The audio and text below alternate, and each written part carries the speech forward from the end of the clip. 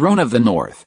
This video is purely for entertainment and does not infringe on copyrights or laws. The rights to the novel and image belong to the original author. We do not claim ownership. Don't like waiting and want to listen to this fanfic in full now? Subscribe to our Patreon, where you'll find the best fanfics. Chapter 1 Ryan Clayton. The North Wind province of the Empire is located in the northeast corner. Far away from the prosperity of the west coast, close to the cold winter in the north. Poor and cold have become the few descriptions of this place. If it were not for the connection called Wing Canyon, it would almost become an enclave from the map. The light of the Lord of Dawn fell on the lush mountains and forests, dispelling all the coldness, and also allowing the handsome boy who was in a mess and leaning against a big tree to recover from the shock of crossing.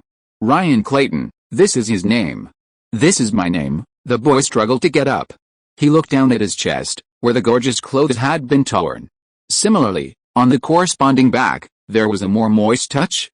It was the mark left after the assassin's rapier pierced his chest and back. The pale palm supported the tree, and the boy from Blue Star gradually accepted all the memories in his mind.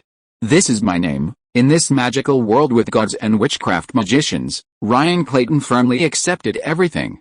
He traveled through time and became Ryan Clayton, a young baron who was about to arrive at his territory and died under the sword of an assassin. Shaking his head, Ryan felt his limbs trembling a little.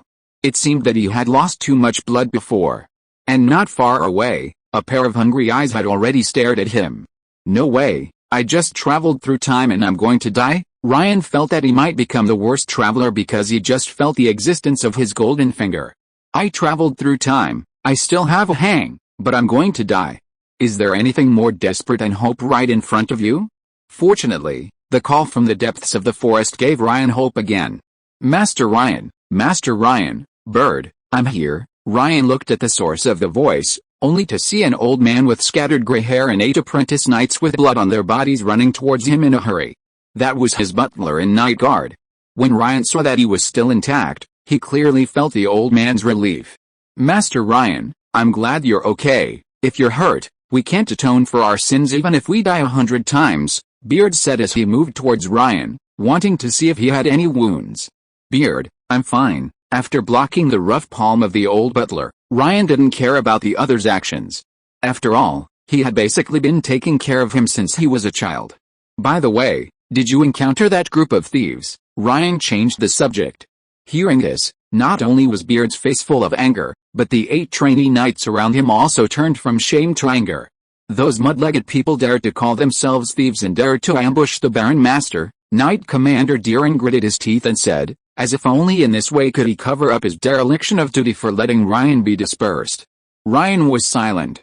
It seemed that the thieves formed by the group of refugees were also a cover to cover up the assassin who really killed him. If a noble died at the hands of an elite assassin, it would not be a trivial matter for the entire empire. Because that means that some people in politics have begun to act recklessly. Moreover, the reason why he appeared in this remote and cold North Wind province was originally a political game. It's okay, I'm not dead, am I? Let's go, we have to reach the frozen land before noon. Ryan was still young. Only 14 years old, and his limbs were weak due to excessive blood loss, so he had to be carried by night. Walking in the mountains and forests where there were no roads, even if he felt physically and mentally exhausted, he still didn't dare to fall asleep easily. He was sorting out his memories in cognition that suddenly had more than 10 years. Those fancy magic and night fighting skills made him yearn for it. This world has gods, and 130 years ago, many gods ushered in the dusk, and a pan-dimensional war broke out. The War of the Gods lasted for 30 years, and many gods fell asleep. But the disaster brought by that war was far more than that. In the Norris continent where Ryan was, which was also called the main world by some gods, 2/3 of the land fell into an eternal winter. Since then, the cold north has been called the North by the Southerners. Snow and wind covered the entire north, and the perennial cold wind and the depths of the glaciers could even form ice that never melted. The north was no longer suitable for human habitation, and the people of the north who survived the war all fled to the south. The Floor Empire, which was originally unknown in the south, became the overlord of the Norris continent in an instant, and opened up a lot of territory in recent decades. The North Wind province where Ryan is now was occupied by Duke Myers, one of the 4 Grand Dukes of the Floor Empire, and his tens of thousands of Nightmare Knights more than 10 years ago. But the North Wind Province is not currently under the rule of that Grand Duke. Obviously, this is another disgusting political struggle. The North Wind Province is far away from the warm wind and prosperity of the West Coast, and is the territory of the Empire closest to the north. In addition, the various parties in the Empire had previously disrupted the good things of Grand Duke Myers, and this place was simply a mess. The refugees and thieves encountered in the previous life were actually a group of thieves who could not stand the unlimited oppression of their lords and the occasional plunder of other lords. This is the North Wind Province. The imperial capital is even considering whether to abandon the entire North Wind Province. It will drag down the empire by millions of gold coins every year.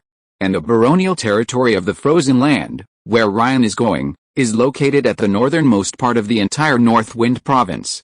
If the North Wind Province is almost an enclave of the empire, then the Frozen Land is equivalent to an enclave of the North Wind Province.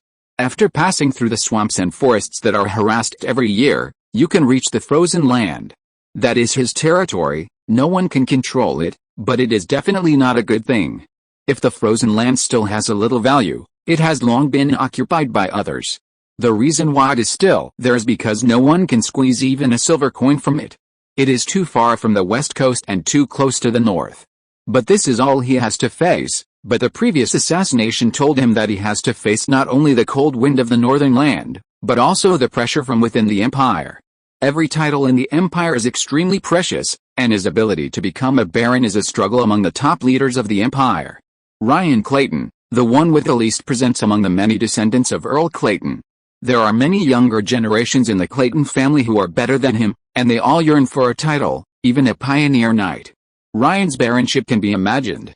However, 3 months ago, Earl Clayton led his 30,000 Flame Dragon Knights, crossed 1,200 miles into the heartland of the Northern Orcs, beheaded the high priest of the Mammoth Man on the snow-capped mountains, and slaughtered hundreds of orc tribes. More than 300,000 orcs have been reduced to slaves and are being transported back to the empire. The income of tens of millions of gold coins is just what we can know.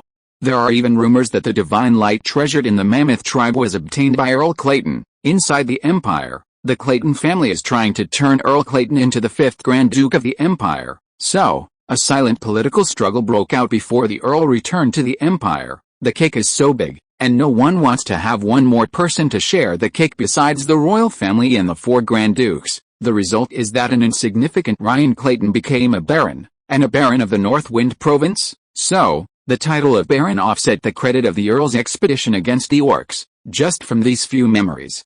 Ryan could feel what kind of swords and fire there was in the capital of Luar thousands of miles away. If it was just Ryan,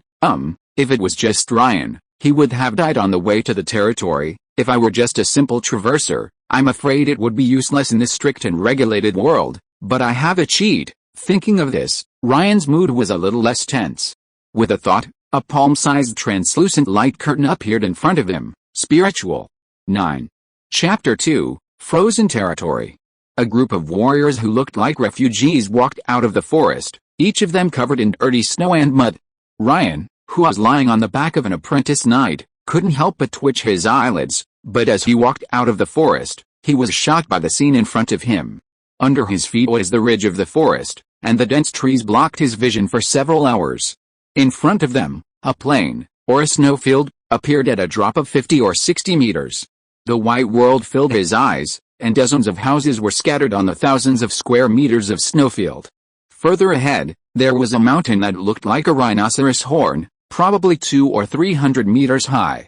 Ryan looked at it from his previous perspective, and the angle between it and the ground was about 40 or 50 degrees.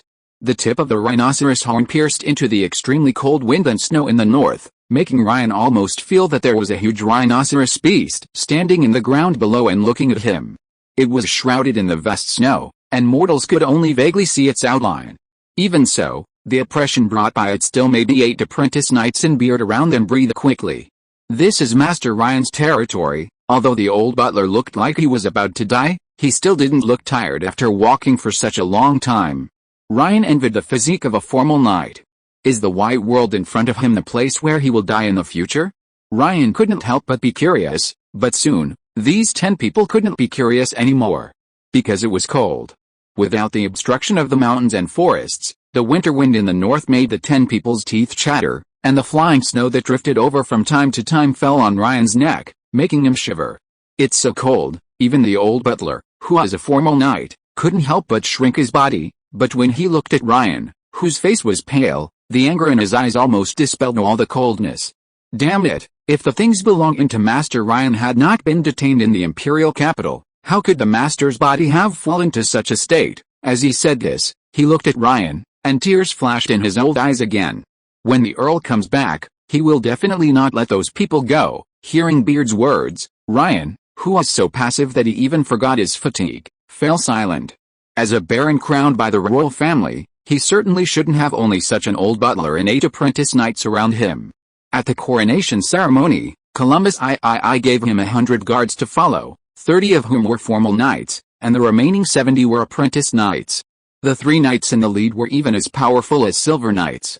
Hundreds of war horses and 3 carriages loaded with materials for developing the territory should be worth no less than 1,000 gold coins. There are also dozens of slaves to serve him, the young baron, including the catwoman that Columbus III used to corrupt him. However, in the short distance from the palace to the gate of the imperial capital, his carriage was gone, and his slaves were gone. His guards were also detained outside the imperial capital for various reasons. In the end, only 50 apprentice knights followed Ryan to leave the imperial capital and go to the North Wind province.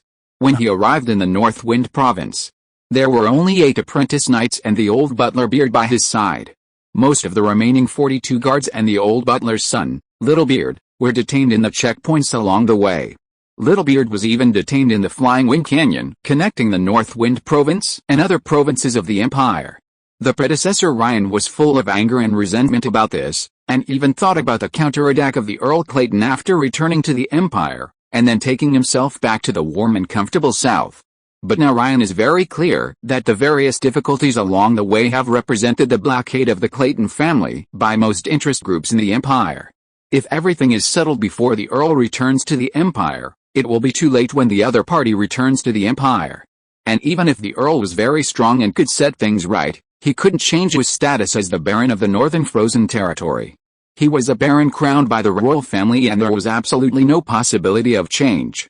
So even if the Clayton family could fight back, those things had nothing to do with him. From the moment he obtained the title, he had already separated from the Clayton family. From now on, he was not backed by the Clayton family, but the Frozen Territory and Baron Ryan. In his name, a new family tree would be opened from him. Bang! Ryan was completely submerged in the snow. The cold white snow was no longer as beautiful as before. The biting cold made Ryan, who had lost too much blood, blurred his consciousness. When he came to his senses, he had already appeared on the back of the old butler Beard, and in front of him were 7 kneeling guards and the guard captain Diran, who was punching one of them. "You dared to throw the Baron, Rosen, you should be cut into pieces." All of Diran's anger exploded on the guard named Rosen. There was also fear in his eyes. Ryan looked like he was about to faint, and he seemed to see his head rolling out a bright red line on the white ground. He drew out his knight's sword, but Ryan's voice from behind made his arm hang in the air. "Okay, Diran," Ryan stopped the guard leader. After all, he only had these 9 people around him. He looked at Rosen, whose face was also a little pale. He didn't know whether it was because of fear or because of the coldness of the north. "Rosen, and you, get up first," Ryan insisted on falling off Beard. Although he felt a little uncomfortable, he felt that as the backbone, he must now show a hopeful quality. Of course, the key was because he saw the fairly flat road into the village. "From now on, this is where we live." He did not take excessive care of Rosen. In this strict era, that was not a good thing. Ryan's small body trembled as he walked on the land road. At this moment, he was very glad that he still had some basic knowledge of knight training. Behind him, the old butler Beard and 8 guards with different expressions looked at Ryan's figure with some surprise. In front of him, in this unknown village, more than a dozen men were holding dung forks and other weapons and looked at him. Ryan took a deep breath and looked at the group of villagers in front of him who were obviously malnourished. His voice was childish but naturally majestic. "I am Ryan, the Lord of the Frozen Land. In this era, there is no possibility of impersonation. As nobles of the ruling class, everyone is related to each other and is familiar with each other." When the villagers heard Ryan's words, they threw away everything in their hands in an instant, and knelt down to Ryan. "Lord, you are finally here," Now that the Lord is here, we have food. Chapter 3 Spirituality. The biggest difficulty in the northern land is food. But Ryan didn't expect that he would face the problem of food on the first day of his arrival in his territory, before he started to think about how to exploit his subjects. I am a noble lord, and I have to find a way to get bread for you, right? It's true. Ryan sighed and looked at the transparent panel in front of him. The spirituality on it was increasing little by little. 10, 11, 12, 13. The final number came to 35, and looking at the 26 villagers in front of him, Ryan roughly understood the source of the spiritual increase. 26 subjects, 8 apprentice knights, and an old butler. It was easy to understand the principle. A subject can bring him a little spiritual increase. But, what is the use of spirituality? Can it make food out of thin air for yourself? I don't know if it can, but it certainly can't now, because Ryan feels that he needs more spirituality to open something. Go, call all the villagers in the Frozen Earth village. No matter what the village was called before, after Ryan arrived, it was called the Frozen Earth village. On the side, Diren instinctively took a step forward. His strong and mighty appearance was almost like a flood beast in the eyes of these villagers. A group of villagers scattered, but Diren still caught one of them, and then threatened to call all the villagers over. Soon, in the center of the village, where a millstone was located, Ryan saw all the people in his barony. Each one was wrapped tightly, but it was not a gorgeous cotton coat, but a tree hemp coat. Only a few people could wear clothes woven from wild animal fur, and their status was obviously different from that of other people around them. Pouring cold, Ryan finally realized what his territory looked like. Fortunately, seeing that his spirituality had reached more than 90, Ryan did not plan to argue too much with the villagers here for the time being. 125 people, including 31 old men who looked like they were about to die, exactly 10 children who were half his age, plus the more than 20 people before. This village brought him 84 spirituality points. 93 spiritual points, 7 points are needed before there will be a change. Feeling a little helpless, Ryan temporarily put aside the spiritual matters and looked at the villagers of the Frozen Earth village. Who is the village chief? An old man with all his teeth falling out came out with a cane and was supported by a middle-aged man, and knelt down in front of Ryan. I am Hamidi, the little man, and I am here to meet the Lord. You get up first. Is your son next to you? Ryan looked at the middle-aged man next to the young village chief. Hamidi, little Hamidi. Yes, from today on, he is the village chief of the Frozen Earth village. Seeing Ryan frown, the middle-aged man next to Hamidi knelt down again, his head touching the cold ground. Thank you, Lord. Ryan didn't think that an old man who might not even survive this winter was capable of working, so he simply changed the village chief. This kind of thing is not a big deal. As the Lord of the Frozen Earth barony, he has absolute power. It is not an exaggeration to say that these villagers are his private property. After dismissing the surrounding villagers, Ryan only left Hamidi. The middle-aged man stood in front of Ryan and looked extremely nervous and uneasy. You don't want to tell me that my barren castle is there, do you? Ryan pointed to the north. On the rhino horn-like mountain, there was a fortress that could be seen even from here. It should have been built by the Empire after conquering the North Wind province. But Ryan looked at the snow blowing in the sky and the fortress that had not been inhabited for many years, and couldn't help but curse the people who built the fortress in his heart. How cold it would be up there, he could see it even with his eyes. That damn group of termites, is this how they do things with the salary of the Empire? Next to him, Hamidi didn't dare to say a word, and could only whisper, it is said that it is because the scenery up there is good. Can people live there if the scenery is good? Ryan didn't think he could lie there with his current body. Apart from the more than 100 of you, is there no one else in this frozen land? Hamidi shook his head. It has been a long time since there was a baron in the frozen land. There used to be hundreds of people in the village, but gradually, those who had some skills left. The people in the village are all free people. As long as they are careful not to be caught and used as slaves, they can survive in the territories of other lords with their skills. Later, some blacksmiths and carpenters left here. After they settled down, other people in the village slowly followed them. After hearing this, Ryan said nothing, but told Diren, go to the direction we came from and kill 2 preys, and then look for bandits composed of slaves before. Tell them that as long as they come here, I will give them the status of free people. Diren couldn't help being shocked when he heard this. Master, those mudlegs should be burned to death. Don't you understand what I say? Ryan looked over, and his eyes made Diren tremble and kneel down. I'll go right away." On the side, the old butler Beard never spoke, but looked at Ryan with more and more approval. He felt that Master Ryan was really becoming more and more like a noble lord. Because of the reasons Hamidi said, many houses in the Frozen Earth village were vacated. After Ryan announced that all those who left would be expelled, these houses became his place of residence. "Sooner or later, I will live there." Ryan looked at the fortress on the Rhino Horn Mountain and stood there attentively. The breathing method of the Flame Dragon Knight, the breathing method of the Knights of the Clayton family. Ryan knew that if he wanted to gain a foothold in this northern border, he must have extraordinary means. As a lord, he could not be weak. One day, 2 days, Diren, who took away 5 apprentice knights, did not come back. They shouldn't run away, right? Ryan asked Old Beard, chewing hard black bread in his mouth. They dare not. Beard looked at Ryan, who was eating black bread without emotion, with a distressed face. After hearing this, his eyes were full of murderous intent. Their families have become free people in the earldom.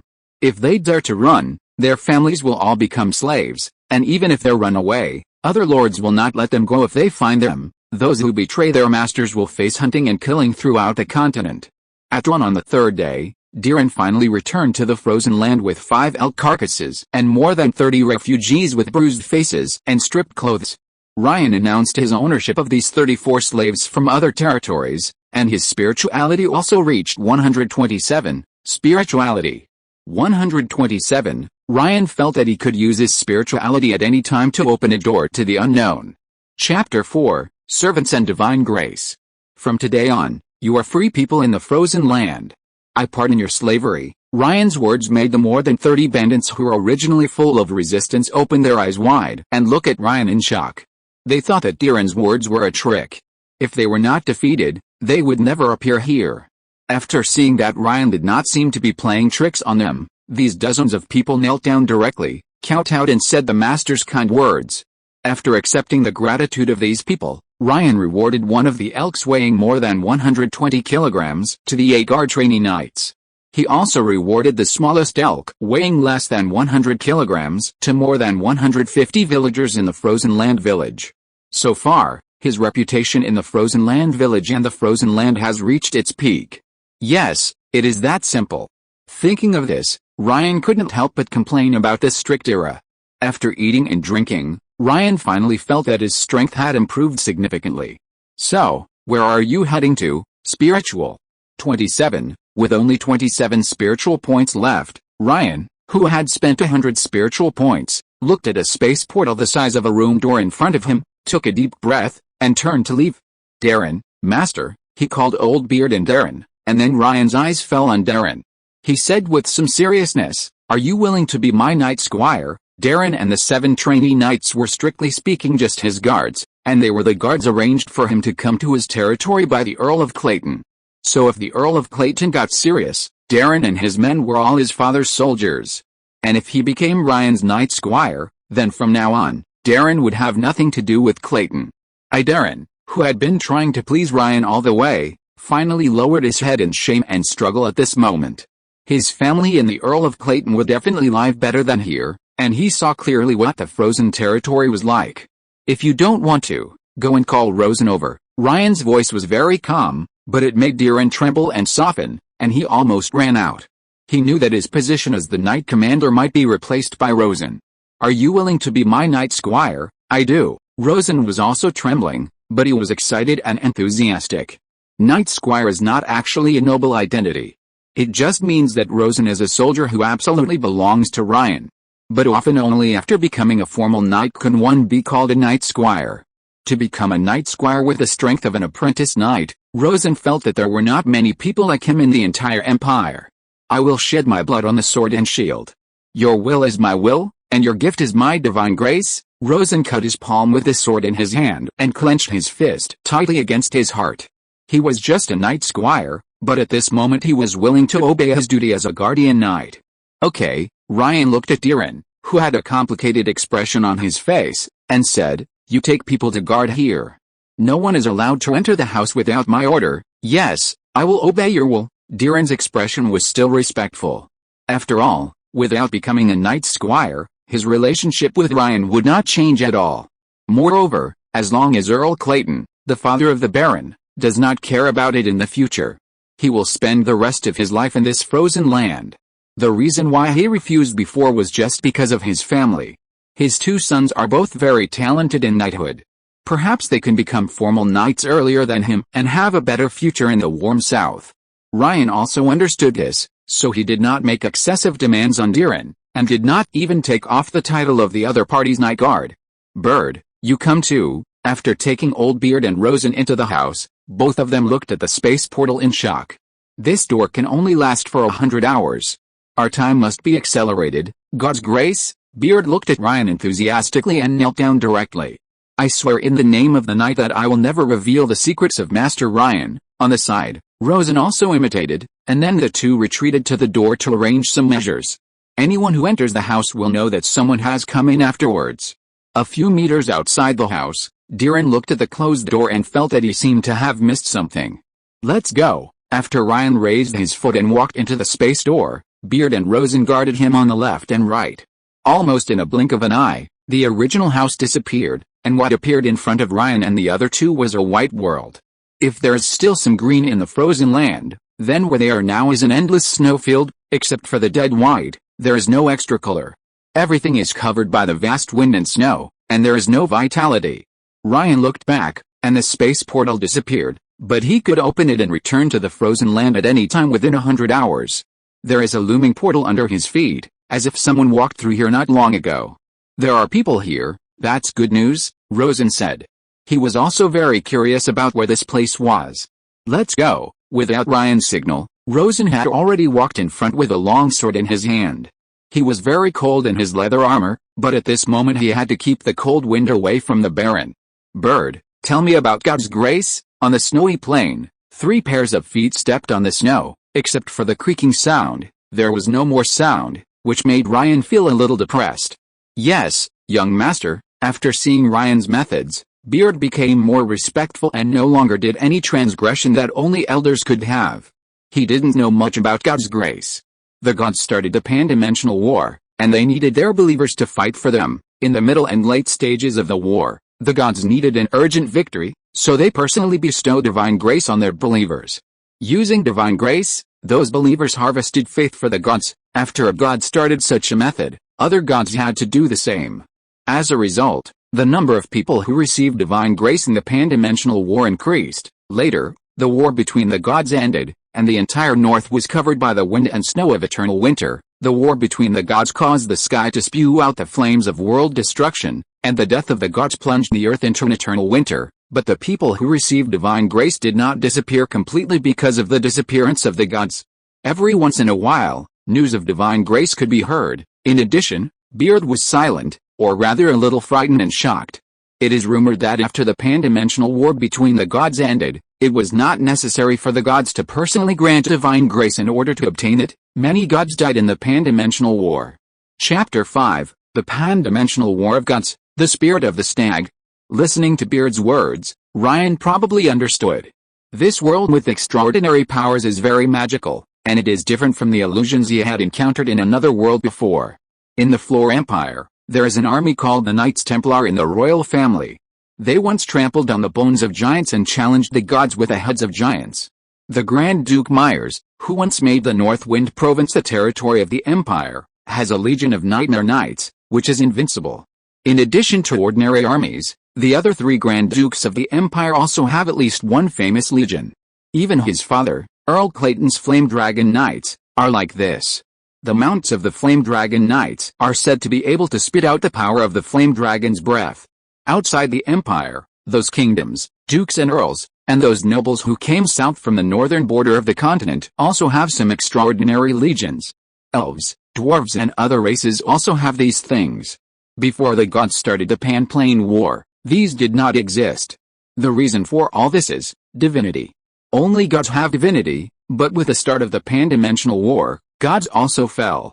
After their death, the loss of divinity allowed these extraordinary legions to appear. In addition, for example, the Flame Dragon Knight breathing method that Ryan practiced may also have a divine reason, because only the blood of Clayton can normally practice this night breathing method, which is the patent of the Clayton family. Thinking of this, Ryan looked at his golden finger. Spirituality, What is the relationship with divinity? Gods can give birth to divinity, and the people in his territory seem to be able to provide him with spirituality. Gods can set off a pan-dimensional war, causing the plane worlds to fall into an eternal winter, and the spirituality he mastered. Ryan looked up and saw a fire in the distance. A village appeared in front of him. The village was wrapped in a frozen fence, which was a means of basic defense and resistance to the cold wind. It was very cold here. Every step Ryan took, he felt his knees sinking into the ice and snow. Compared with here, the frozen land territory was too warm. Under such circumstances, the people in this village also have a way to resist the cold better than the villagers in the frozen land. They followed the footprints and came to the gate of the village. When they arrived, there were already more than a dozen strong men in animal skins holding spears staring at them. But Ryan felt that after seeing his people, these strong men were relatively relaxed. Rosen was alert. They followed Ryan to the frozen land, but they saw too much malice, and even the last time the Baron was dispersed. But his hands were a little nervous, because he felt that these strong men in front of him had no traces of night breathing, but they felt that they were not inferior to his appearance. Especially the one in the lead, who was simply covered with a layer of animal skin, and the rest of his body was naked in the cold wind. "Isn't he cold? Aren't you cold?" Ryan asked. He was really curious, because the other party didn't have any extraordinary traces. The boy who was asked looked only 4 or 5 years older than Ryan, but he was strong, as if only such a physique could survive in this cold. "Not cold," Bran patted his chest, as if to describe his own strength. He looked at Ryan curiously. "Are you a noble lord? Why did a noble lord come to our tribe? Aren't you all guarding the underground fire veins?" Ryan did not answer the other party, but said, "Invite us in to sit down." Looking at Ryan and the other two, Bran nodded and stepped aside. As he stepped aside, the rest of the people also put away their spears. Obviously, this young man has a high status in this tribe. He is the child closest to the spirit of the stag. When Ryan asked a middle-aged man in the tribe, the latter gave this answer. However, he didn't say much, and seemed to be in awe of Ryan, a lord who looked like a noble. Not long ago, Bran hunted a bighorn deer alone. Maybe this time he can succeed and get the blessing of the spirit of the stag. Ryan and the other two came at the right time, and it was obvious that the footprints they followed before were Bran's. When night fell 2 hours later, hundreds of torches were lit in the village called Lulling, almost illuminating the night, and even deterring the wolf howls coming from the ice and snow in the distance. Ryan saw a group of people surrounding Bran in the center, dancing what seemed to be a sacrificial dance, and Bran was kneeling in the center. In front of him was a bighorn deer with its limbs tied. It was indeed a bighorn, and Ryan felt that the two antlers could easily penetrate Rosen's leather armor. Compared to Ryan, Beard's eyes were sharper. Those two antlers can be made into a very powerful bow. Hearing this, Ryan's eyes were more interested. Bran pulled out a matte dagger, which did not seem to be made of metal, but was ground from the bones at the root of the bighorn deer's antlers. The dagger approached the bighorn deer little by little, and the bighorn deer's eyes were surprisingly calm. Ryan noticed that every villager dancing around Bran was wearing a bone mask made from the skull of a giant deer, which looked particularly creepy. Called the deer spirit, a dozen elderly villagers worked together to move a 3 or 4 meter high deer head statue and placed it in front of Bran, who just took out a giant deer heart. The villagers who were dancing knelt on the ground around him. "Bran, this is the 3rd time, if Bran resolutely pressed the beating hard in his hand on the forehead of the huge deer head, and blood flowed down. Time passed, and in the firelight under the night sky, there was a terrifying silence. "Failed, the deer spirit has fallen in the war of the gods, and we have lost our faith." A group of old people burst into tears, and Bran also fell into silence. At this time, Ryan didn't know how he had come to the center of the firelight from the outermost position where he could only observe. He looked at the huge deer head and then stretched out his palm. The people around him were somewhat numb, and no one stopped him. However, at the moment when his palm touched the deer head, a roar that resounded through the night sky seemed to fall from the sky. In this roar, everything was silent, and countless beasts in the cold winter all trembled and crawled on the ground. The huge deer head was broken, and everyone saw that a transparent and proud stag jumped out from the fragments of the deer head, looked at the boy who seemed to be a noble, and then rushed towards the other party. The stag sank into Ryan's chest. Almost in an instant, Ryan felt his bones crackling, and huge power continued to surge in his limbs. His figure, in this short moment, was slightly taller. became a formal knight. Chapter 6 Knight's Journey, Spiritual Blessing. This world has many extraordinary paths. Knight is undoubtedly the most popular and powerful one. From day-to-day training, becoming an apprentice knight, and then starting to practice the knight's breathing method, it is equivalent to embarking on this road. It can be said that as long as you endure hardships, everyone has a chance. From the beginning to the end, the knight's training stage is divided into apprentice knight, formal knight, bronze knight, silver knight, gold knight, sky knight, sanctuary knight, and legendary knight. Excluding the apprentice knight who has no requirements, the 7 stages are the journey of the knight. It's just that in the previous stage, there is no absolute gap between knights. For example, the formal knight cannot compare with the bronze knight in terms of strength, speed and physique, but for some talented people, such a gap can be made up.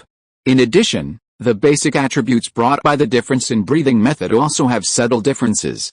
Some people are born with strong physiques, so they will naturally be stronger than others after becoming knights. Of course, the later it is, the more difficult it is to make up for such a gap. There are many legends that the Golden Knight defeated the Sky Knight, but there is no Sky Knight who won against the Sanctuary Knight. What a powerful force! Ryan looked at the dead elk. He felt that he could crush the elk with one hand.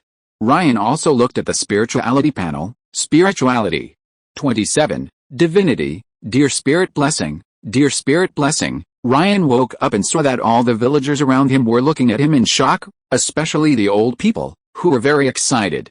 Dear Spirit is still alive. Dear Spirit has not fallen. Our faith is still there. After saying that, the group of people knelt down in front of Ryan. Ryan looked at Brand. Indeed, the young man in front of him was the one who was most likely to be blessed by the Dear Spirit.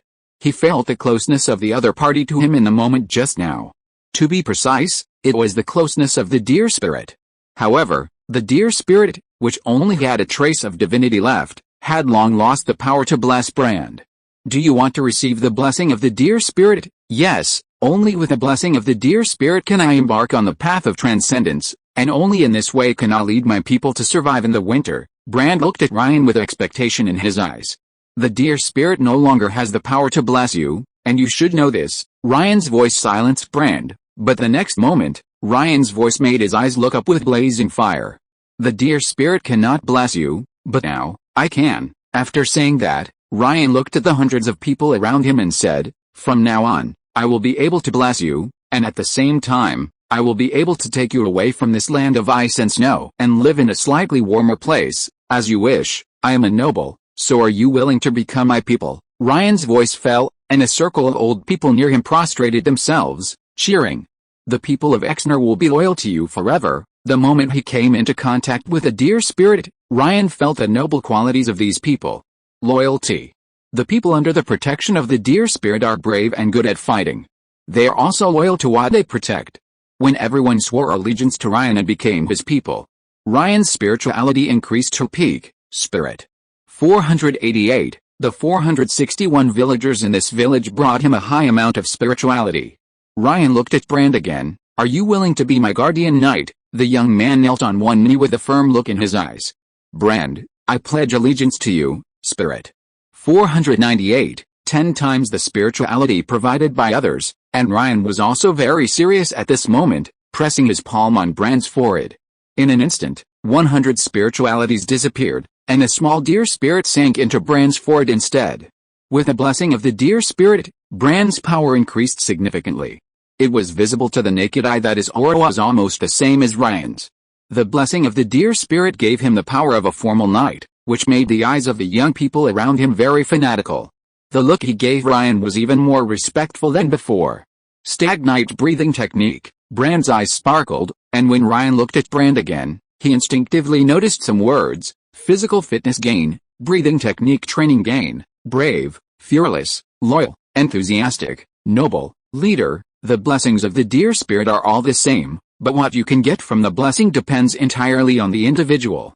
Physical fitness gain and breathing technique gain should be the increase in the stagnite breathing technique brought by the Dear Spirit blessing, which can allow Brand to gain more attributes and breakthroughs in training.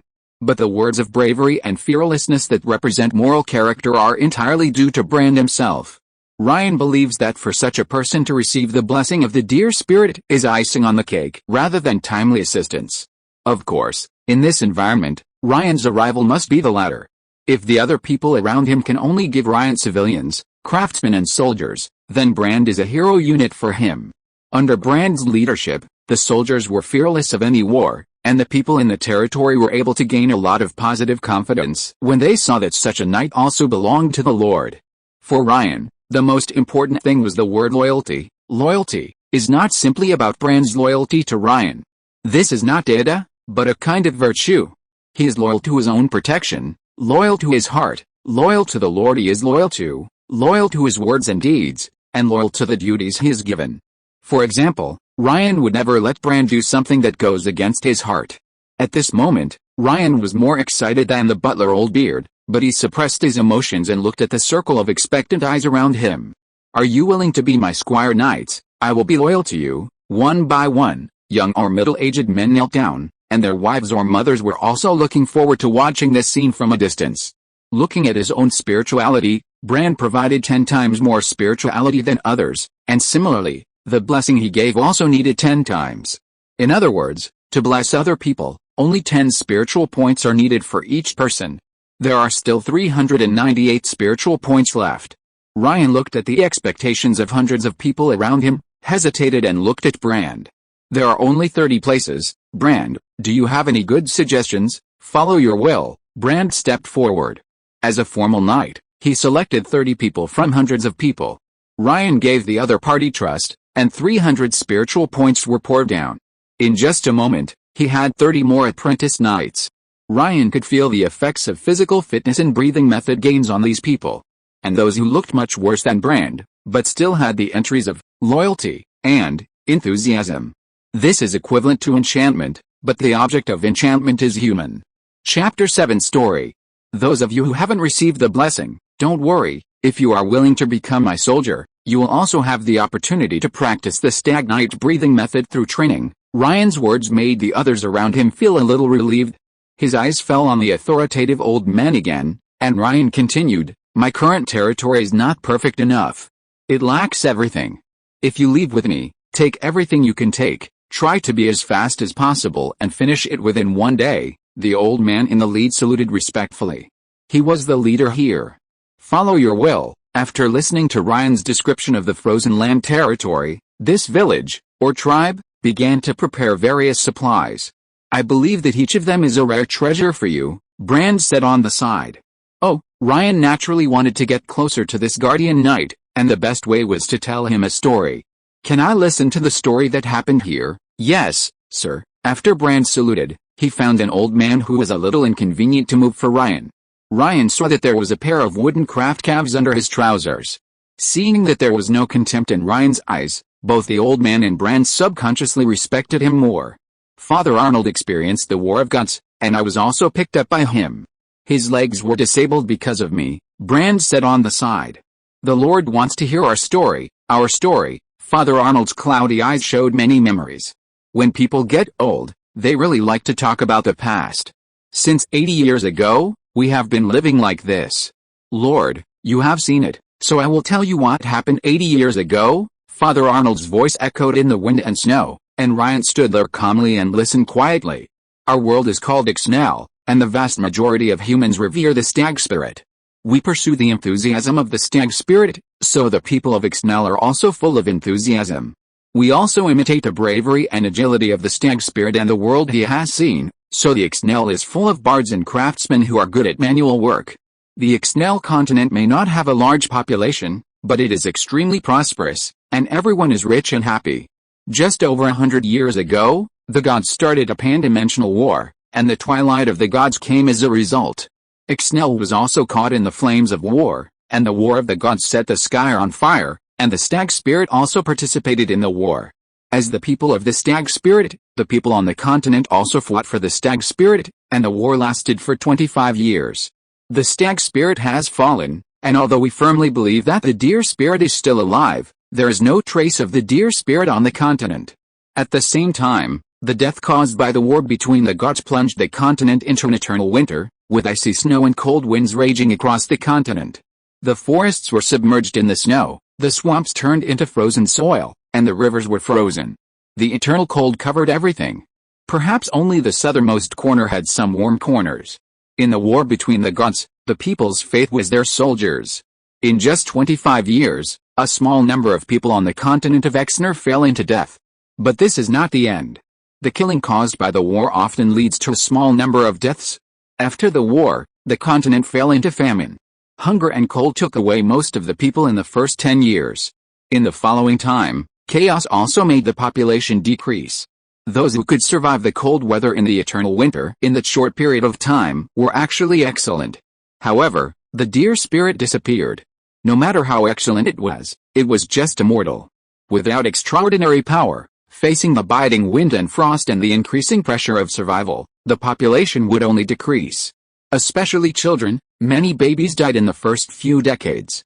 We cannot replenish our people, so the end is doomed. The war of the gods is over. We have lost everything, and in the eternal winter, we will lose everything that is left. Father Arnold fell into deep sleep while talking, and finally told Ryan that he would not follow him to the frozen land, to another world. He had witnessed the prosperity and abundance of the continent of Exner, and would also protect the final silence and coldness of this continent. He told Ryan a name, and all his carpentry skills had been passed on to that boy. Father Arnold will not survive this winter, but he should be happy to see that his people have a chance to survive before then. Brand sent Father Arnold back to the cabin, and then brought back another young man to Ryan. Arnold. Father Arnold also picked him up in the wind and snow. Arnold is loyal to you. The young man knelt in front of Ryan, and Ryan found that the other party was not one of the 30 apprentice knights selected by Brand. He longs for the stories of the bards told by Father Arnold, and he is not suitable for fighting, Brand explained. Even though he had a good relationship with the other party, he insisted on his duties. Well, get up. Ryan looked at Arnold. Although he is not suitable for fighting, the knight's breathing method can still be practiced. If you want to be an excellent carpenter and bard, the body is the foundation. Follow your will, Arnold said with respect. Since the Lord said so, it must be right. Brand also needs to prepare his own belongings, together with Arnold, so only Ryan and his servants are left in this village. With the help of these people, there will be people to build the frozen land, Old Beard said with relief. From the beginning, he never spoke to Ryan, because he felt that every decision made by Master Ryan was right. As a butler, he only needs to be silent. On the side, Rosen's face was a little tangled, and he couldn't help looking at Ryan in the end. Lord, can you give me the dear spirit blessing? He felt his face was a little hot, mainly because he had deeply realized his problem. He was too weak. Not counting Brand, there were at least 10 or even more of the 30 apprentice knights who could surpass him, not counting Brand. As the first knight attendant of Master Ryan, he felt that he should not be so weak, otherwise he would embarrass the Lord. Blessing? Of course, but you can only practice the stag breathing method in the future, Ryan said, and then after waiting for Rosen's firm gaze, he pointed out with one finger, and 10 points of spirituality disappeared. In addition to the 2 gains, Ryan did not see the loyalty and enthusiasm qualities of Brand and others in Rosen, but unyielding. Obviously, this has something to do with Rosen's journey from childhood to adulthood. He did not expect the dear spirits of this Exner continent, nor did he grow up listening to so many stories. Stories and poets, fine wine and the world, have formed many noble qualities of people like Brand. They formed their understanding from the stories and gained their passion from the wine. If you're listening to this novel on a channel other than Fanfic World, it means they downloaded and uploaded it without effort. We cordially invite you to visit our channel, Mundo Fanfic Novelis. There you'll find the original version of this story and you can explore many other novels of various genres. We're waiting for you to immerse yourself in a world of incredible novels. Chapter 8 Northgar Fort. Report to the Lord, everything has been packed up. Brand came to Ryan with 30 trainee knights and said loudly. Ryan looked at the packages made of animal skins, but did not explore too much, as long as there was nothing bigger than the space gate. Then he waved his hand casually, and the space gate appeared in front of him as if by miracle. Looking at Rosen and Old Beard, the two understood and walked directly into it. They had to make Aaron, who was guarding the frozen land territory, not so shocked. Let's go. Although the other side is not warm, it is much better than here. Brand led 30 soldiers to guard Ryan, and more than 400 villagers in the village went to the frozen land territory from the space gate one after another. Gradually, There was only an empty space in front of Ryan. He looked at the few wooden houses with torches left here. In this winter, those old people will be buried with this place. I don't know if there will be a chance to come back here in the future. Thinking in his heart, Ryan also walked into the space gate. His body became much warmer at this moment. Looking at the dismantled wooden house, Ryan felt that it was so warm even though it was exposed to the cold air. The weather was really too bad before. I am afraid that we can only feel such coldness when we continue to go north from the frozen land. Thinking about it this way, it seems to be much better. Everything is based on comparison. The Empire sneered at the North Wind province, but the people of the Exner continent were ecstatic. In contrast to them, the dozens of villagers in the frozen land and the 7 apprentice knights of Diran were stunned. They racked their brains and couldn't figure out where the Lord brought so many people from. But everything in the frozen land belongs to the Baron Lord, and no one dares to question or be curious. There are no slaves in the frozen land now, but it is not impossible. In this world with strict rules, silence and numbness are the noblest qualities of civilians. Rhinoceros Horn Mountain. Ryan, who has the physique of a formal knight, can finally face the cold wind on the top of the mountain. He had thought about living in the Baron Castle before, but he didn't expect to complete his small goal in less than 2 days. I blamed the construction wizard wrongly. The scenery here is really beautiful. In front of him is an extremely open world. He can even imagine that when there is no ice and snow, there should be a wide river under his feet. The banks of the river are towering foothills. The winding river flows to a low place between these mountains. The river water is clear, and the foothills are lush with trees. Hares or elks are hiding in the green bushes, as well as hungry wolves that hunt cunningly. And in the upper reaches of the river that can be seen on the Rhino Horn Mountain, there is a lake. It is a huge lake formed by a waterfall falling from a higher mountain range. Countless fresh fish and flying birds feed in it. Here, you can see the beauty of the lake at a glance. The roaring sound of the waterfall has become a pleasant harp because of the distance, echoing on the Rhino Horn Mountain day after day. But now everything is gone. The majestic foothills are covered with snow. I heard that only in the summer of next year can we see green for 2 to 3 months. The winding rivers have also been frozen to form glaciers, forming a smooth ice surface at the foot of Rhino Horn Mountain. Everything you see is covered with white snow. The lake has also become an ice lake, and the waterfalls that rush down have become sharp ice cones. The frozen land looks like a big bowl with potholes from top to bottom. Even so, the scenery seen on Rhino Horn Mountain is still very good. Silver-clad, it is another kind of beauty. Does that lake have a name? Ryan said, pointing to the frozen lake. Old Beard said at the right time, it's called Northgal Lake. It's a beautiful name. Ryan turned his head and looked at his barren castle.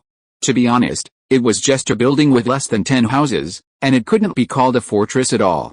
He looked at his residence. From now on, this place will be called Beigal Castle. What frozen earth castle? It sounds too ugly. Comply with your will. There are only 2 people on the Rhino Horn Mountain. Even Brand, who should follow Ryan, was sent to help the villagers build houses. The power of the formal knights is considerable in this regard. Looking back at the territory he was building, Ryan said boldly, I will build a city here. It will be called Beigal City. The name of this city will surely resound throughout the empire. No, the entire south. The vast plain at the foot of the mountain is enough to build a big city. In the empire, the Viscount's territory often has a small city, but it can accommodate 18,000 people. Ryan's ambition is much greater than theirs. Master Ryan has grown up. Old Beard on the side laughed with relief. He believed more than Ryan that the future would be like this. The imagined future has not yet arrived, but the problem that the frozen earth territory is facing is immediately placed in front of Ryan. Brand led Hamidi to Ryan, and the village chief who could only take care of 100 people was about to cry. Lord, we really don't have enough food. At present, the population of the people in the frozen land has exceeded 600, and the more than 400 people in Lulling village are the majority. Although they bring their families and dry food, they can't last long. In the northern land, in the winter, food is always a topic that can't be exhausted. And now it is winter. Even in spring, the frozen land will be more than 2 months later than the south to plant crops such as wheat, and 1.5 months later than other territories in the North Wind province. It is not realistic to rely on planting for the time being. Hunting? How can there be so many prey in the winter? Do you really think that the beasts in the extraordinary world are so fragile? Hunting can't last too long, and eating too much meat is not a good thing. Then I can only buy it. Ryan looked at Old Beard helplessly. How much money do we have left? The old butler was even more helpless than Ryan. All our money was taken away along the way, and now we only have. The old palm was full of cracks, but it still made the golden coin shine. 1 gold punk, 15 silver coins, 35 copper coins, gold, silver and copper, the ratio of 1 to 20 and 100. A family of 5 freemen in the North Wind province only had an annual income of 10 silver coins. 1 gold coin could keep them well fed and well drinking for a year, and occasionally they could have some wine and meat. As for the serfs, they were considered to have a good life if they did not owe the lord. Those who could not even become serfs could not guarantee that they could survive for a few years. Therefore, Ryan now had no food and no money. Chapter 9 Chaos in the Northern Province. There is no money and no food to take out, so what should I do? It is impossible to starve to death, so I can only borrow from my neighbors. Strictly speaking, there are no neighbors in the frozen land. After all, there is an endless winter in the north, and you have to go through mountains and swamps to the south to see the nobles of the North Wind province. But who can say that they are the only ones who are close to the frozen land now? Let Diran and Arnold come to see me. Soon, the night guard captain Diran and the carpenter Arnold appeared in front of Ryan. He looked at Diran first. I will give you 20 people. You take them and other apprentice knights to hunt around and try to get enough meat before it gets completely cold. After saying that, Ryan looked at Arnold. I know you have a unique talent in planting. My requirements are not high. Try to grow some crops that can mature in a short time. I don't ask for anything, as long as I can eat and be full. Comply with your will. The two left with obvious excitement, because this meant that they had initially gained rights in this barony. Finally, Ryan's eyes fell on Brand. Brand, you go organize all the knights in attendance now, and go with me to the North Wind province. We will visit our neighbors. Brand was very fast. When Ryan walked from the Rhinoceros Horn Mountain to the foot of the mountain, he was already waiting with 30 people. Looking at the scattered knights in attendance, Ryan frowned, then turned around and stood on a big rock and roared. Ryan, who has the strength of a knight, had a loud and majestic voice. Look at what you look like. Do you look like an army? I think you're just a group of mudlegs. Now. Immediately. Right now. Line up 5 people in a row, 6 people in a column, with a countdown of 10 numbers. Ryan drew out the iron sword on Rosen's waist and came to the side of his army. I just want to see a row of people in front of me. Ryan raised his long sword, and when he walked to the 3rd row, he pointed the long sword at a young man with half of his head exposed. Ryan, Severn. Ryan called out 6 names in a row. Do you want me to think you have a lot of people? Ryan pointed at the remaining 24 people and said, if you can beat them, each of you will get 1 gold coin. If you can't win, when we come back, all of you will go and move stones for me. For an apprentice knight or a knight squire to do slave work, it was not a physical punishment, but a trampling on dignity. Suddenly, all 6 people blushed. There are no slaves in the frozen land territory yet. It is absolutely unbearable to lose face in front of civilians at that time. There is no surprise. 6 against 24, the 6 people have no chance of winning and were soon beaten down. 5, 4. Ryan's voice resounded in everyone's ears like a devil. At this moment, no one dared to hesitate. Looking at the team that was rearranged, Ryan did not go down to check, but nodded with satisfaction.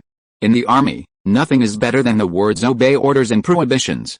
One person makes a mistake, the whole team will be punished. Remember, you will go to the battlefield in the future. If you can't even cooperate well, you will all die. I don't want you to die on the battlefield, not to mention that you are my personal guards.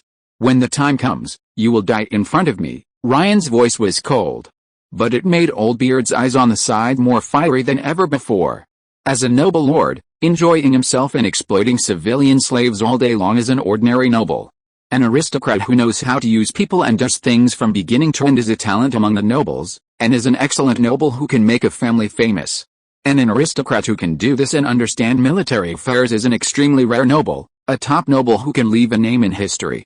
At this moment, he seemed to see the rise of the frozen land territory and the Ryan family becoming a dazzling star in the empire. Looking at the knight attendants who finally looked a bit like him, Ryan nodded with satisfaction. Let's go. The decision was made not long ago, and the action was even more hasty, but Ryan didn't worry too much. The reason is simple, because this is Bifeng province. Bifeng, which has been part of the empire for decades, has always been in an extremely chaotic situation. How chaotic is it?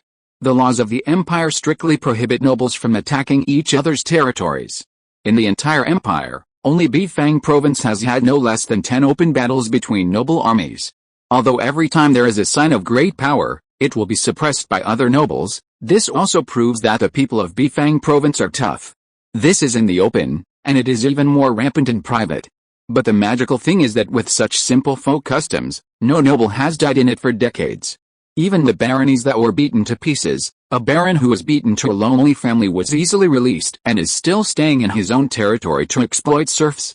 In addition to the struggle for interests between nobles, there are also the original indigenous nobles of Bifang province, that is, the many nobles in the land that was once called the Duke of Bifang. After Myers occupied the North Wind province, the original owner of this land, the Duke of North Wind, and his family were taken to the imperial capital, and they would never leave the imperial capital for the rest of their lives. Some of the remaining small nobles who followed the Duke of North Wind defected to the empire early, some became wandering nobles, seeking seats and territories in some southern kingdoms, some died in the war, and the last part became rebels and became thieves in order to regain their own territories. Ryan suspected that the assassin who assassinated him was the last part of the North Wind remnants. It is even possible that someone in the empire communicated with him and killed him at the cost of helping them restore their noble status. Otherwise, assassinating an imperial noble, or baron personally conferred by the royal family, would be a slap in the face of countless nobles in the empire. It is impossible to have such a big risk without huge benefits. Poverty and coldness are the perceptions of the southern provinces of the empire about the North Wind province, and only the nobles in the North Wind province truly understand that it is just cold and chaotic here. The nobles are not poor. They will try their best to exploit their people and slaves. There are many minerals in the North Wind province, but because of the chaos, the efficiency of development is extremely low. For those minerals, many nobles exploit slaves to death to mine. If there are not enough slaves, they will send free people to mine. It is precisely for this reason that there are so many escaped slaves in the swamps and forests near the frozen land. It can even be said that only a small part of them escaped. After all, the vast majority of slaves never dared to have any thoughts of escaping, even if the lords and nobles asked them to mine with only a few hours of rest a day and only gave them a little food. Chapter 10 The First Slaves. Ryan even felt that these nobles were just draining the pond to catch fish. It is undeniable that most noble lords only think about pleasure in their minds, but it is still too cruel to squeeze the slaves and free people of the North Wind province at all costs. Maybe there are other reasons. In any case, such a North Wind province gave Ryan great confidence, so he dared to take these 30 people and go south without any plan. Although he only has 31 knight attendants and 1 knight, such strength has exceeded 90% of the pioneering lords in the North Wind province. Even among the barons, Ryan feels that such strength can be ranked in the upper middle, and Brand can give him such confidence. Don't look down on those nobles who have benefited from the family's legacy. They are much more rubbish than you think. Didn't you see the look of old Beard looking at Ryan? Just that insignificant knowledge and means made the old butler shocked. From this, we can see what those termites in the empire look like. There must be capable nobles, but Ryan is very smart. He will not contact those nobles who do not look simple. When Ryan passed through the dark forest and the frozen swamp and saw dusk, hundreds of people followed him. In addition to Ryan and his servant, Brand and Rosen, and 30 knight attendants, there were 70 or 80 pairs of bandit slaves tied together by hemp ropes to form a long dragon. These captured slaves looked desperate, and even the hemp ropes that tied their hands were prepared by them to kidnap the passing mountain people. They looked at Brand and other guards with fear. Of course, they did not dare to attack this noble team, but who made them not pass the test? Ryan noticed the traces and then followed the traces to find their lair. Ryan also found 70 or 80 rubbed and shiny silver coins. As for the gold punk, it was only circulated among the nobles and the chambers of commerce that relied on the great nobles. No matter which one, they could not afford to offend. Looking at the villages and fortresses looming in the distance, Ryan stopped and turned to look at the group of slaves. Untie them. A group of serfs looked at Ryan in confusion, and there was still fear in their eyes, thinking that the noble lord was going to kill them. Ryan said loudly, "Now, I will give you 2 choices. First, I will give you as a gift to my friend Baron Hatton. Second, from now on, you are my slaves, and come back to the frozen land with me. Now everyone give me an answer." Hearing Ryan's words, the group of slaves all breathed a sigh of relief, because he was not going to kill them. Seeing that no one spoke, Rosen beside Ryan roared, and the pressure of the night made all the slaves tremble. "You only have 1 minute." Finally someone came out and said tremblingly, "Noble lord, I want to go to Hatton." They didn't even choose to flee to the frozen land when they were escaping, because they knew it was too cold there, and they would probably freeze to death in a few days. Ryan looked at the other party coldly and laughed. "You have to think about it. All of you slaves have escaped from other lords. If Baron Hatton knew that you were a runaway slave, do you think you would have a chance to enter the mine?" Hearing Ryan's words, the serf's face changed drastically, and then he knelt directly in front of Ryan. "I am willing to be your slave. I can farm. I used to farm 1 acre of land. You can shut up now." "The Lord doesn't need a talkative mudleg." Old Beard looked at the other party coldly. He called the slaves mudlegs for a reason. Flattery, opportunism, and kicking when they are down. For slaves, they stand at the lowest point of morality. What's more, Ryan almost died in the mountains and forests because of these slaves not long ago, which made him very angry. Afterwards, all the remaining people naturally became the first batch of slaves of Baron Ryan. Evil times. Ryan looked at the pairs of fearful and flattering eyes, and couldn't help smacking his lips. "Fortunately, I started as a noble." Hattenberg. A fat man with a barrel waist was eating the greasy pig's trotter handed over by the maid next to him. As for his hands, they were stretched into the almost transparent clothes of the 2 delicate maids, working hard. Even under the table, a long-haired maid could be seen busy. At this time, the butler walked in with a low eyebrow. He glanced at the 2 maids with blushing faces, and then lowered his head and said, "Master Hatton, there is a baron outside who wants to visit you." "Baron? Who?" Hatton said casually, and his big face trembled for a moment. He said his name is Ryan Clayton, and he is a teenager. "Baron Ryan, the kid from the Clayton family who hasn't even grown all his hair? The unlucky guy who inherited the frozen land territory," Hatton said with disdain, and then looked at the butler. "What do you think this brat is doing here?" The butler lowered his head. "I don't know," Hatton sneered. "A fool is a fool. Ryan must have just arrived in the frozen land territory these 2 days. There is no food in that place where no birds shit. It's still winter now. There is no food in that broken place of frozen land territory. Ha ha ha ha. If that brat doesn't want to starve to death in the territory, he will definitely come to buy food." The butler raised his head in shock, and took the opportunity to glance at the 2 maids again. Master Hatton is wise. Hatton enjoyed the butler's praise very much, and took out his hand and waved. "Okay, let's go meet this Baron Ryan." From a distance, Ryan saw a round ball rolling towards him, while the slaves and civilians of Hatton territory around him were kneeling or standing on the ground in a daze. "Ho ha ho ha, I've heard that the frozen land has a lord. Baron Ryan, my friend, I'm so happy to see you." "Baron Hatton, I'm also happy to see you." Although he looked disdainful when he heard Ryan's name before, Hatton was still very happy when they met. This is not false. With his personality, he doesn't have such a good acting skill. After all, this person was specially selected by Ryan. The aristocratic circle in the empire, and even the entire continent, has a relatively mature circle of contempt. The great nobles despise the small nobles. The small nobles who come out of the great noble families look down on the small nobles with no background. The small nobles without background look down on the wandering nobles whose families have fallen. The wandering nobles look down on the nobles who marry into the family. The nobles who marry into the family also look down on the former nobles who have fallen into the position of pioneer knights and do not even have the title of nobles. The Hatton family is a hereditary baron. When it came to his father's generation, the elderly old Baron Hatton made a great determination to abandon the territory that had been eroded before and came to the North Wind province. Unfortunately, old Hatton could not withstand the cold wind of the North Wind province and died quickly. So Hatton still had a good impression of Ryan, because in this contempt chain, everyone was a baron but Ryan had a better background than him. Chapter 11 My neighbors store food, I store guns. Hatton could guess that Ryan was here to buy food because the first problem that Baron Hatton encountered after arriving in the North Wind province was also food. Even though Hatton didn't know what happened inside the empire that made Ryan the lord of the frozen land, and there were only less than 10 guards following him. But that had nothing to do with him. Everyone was in the baron's circle. As long as Ryan could afford a high price, he was willing to sell him some food. "Ryan, my friend, I don't know why you brought so many people here. Hatton looked at Ryan and asked sincerely. Ryan looked bitter and said in his childish voice, Mr. Hatton, to be honest, there is no food in my frozen land.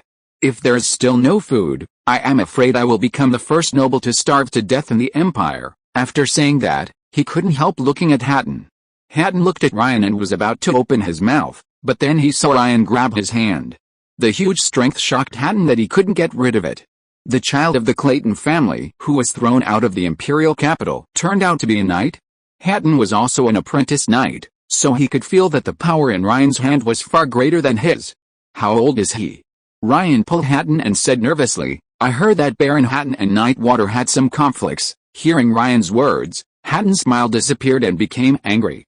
How come even Baron Ryan heard about this? The Nightwater mentioned by Ryan was a pioneer knight. The pioneer lords or pioneer knights of the Empire all need the pioneer order issued by the Empire to be able to enclose land and self-govern in the ownerless land. Such pioneer lords and pioneer knights are especially numerous in the Northwind province. For example, Baron Hatton's father, Baron Hatton, sold his property and territory in exchange for a pioneer order to come to the Northwind province. As for the pioneer knights, they are much more troublesome than the pioneer lords. First of all, because the pioneer knights were not originally nobles, becoming pioneer knights means that they have the possibility of becoming nobles. This is a class transition, so the number of pioneer knights is much less than that of pioneer lords. There are only two ways to become a pioneer knight. One is to be a descendant of a nobleman, but not a descendant with the right of inheritance, but especially favored by the noble lord, and the noble lord pays some price in exchange for a pioneer knight's pioneering order. The second way is to be a knight, at least a formal knight, and then make contributions in certain battles, and then be endorsed by a noble behind the knight to apply for a knight pioneering order from the Empire. It can be said that both ways require relying on the nobles themselves to get the opportunity to become a noble. Especially the second way, first become a knight, then join a noble and fight for the noble, then the knight's future descendants may get a pioneering order because of the rights of the nobles. It is hundreds of times more difficult for a knight who is not a noble to become a noble than a descendant of a noble. The Walter mentioned by Ryan is the second type. Walter's title of pioneering knight comes from Grand Duke Myers. That's right, it is the Grand Duke Myers who made the Northwind province an imperial province. 5 or 6 generations of Wood's ancestors were all knight attendants of Grand Duke Myers. At the beginning, the ancestors had a golden knight, who could be said to be an absolute supporter of Grand Duke Myers. The 5th generation after the golden knight was Knight Wat, the pioneer knight. In fact, Knight Wat got such a ticket to become a noble because he married a woman from the Myers family. Speaking of which, this is actually a political struggle and compromise within the Empire. At that time, Grand Duke Myers occupied the Northwind province, but there was no place in the Northwind province that belonged to the Myers family. Other nobles in the Empire did not want to see the Myers family own the Northwind province, and as compensation, they used a bunch of knight pioneering orders to offset the credit of Grand Duke Myers. Yes, the knight pioneering orders, for a Grand Duke, are just a pile of waste paper, and he has to use them to buy people's hearts, otherwise his followers will have strange thoughts. Therefore, even the knight pioneering orders used for compensation were used by those nobles to disgust Grand Duke Myers. This is not much different from Ryan's experience. His baronial seat was used to compensate his father, Earl Clayton, in the political struggle of the Empire. Compared with Grand Duke Myers, he is a basket of knight pioneering orders in front of the Grand Duke. Becoming a pioneering knight is no longer fighting for the noble lord, but for oneself. Between interests, even if they were once subordinates, there is no guarantee that these pioneering knights will not betray Grand Duke Myers in the future. As for the conflict between Nightwater and Baron Hatton, it comes from many aspects. Conflicts between territories, conflicts in money, and conflicts in resources.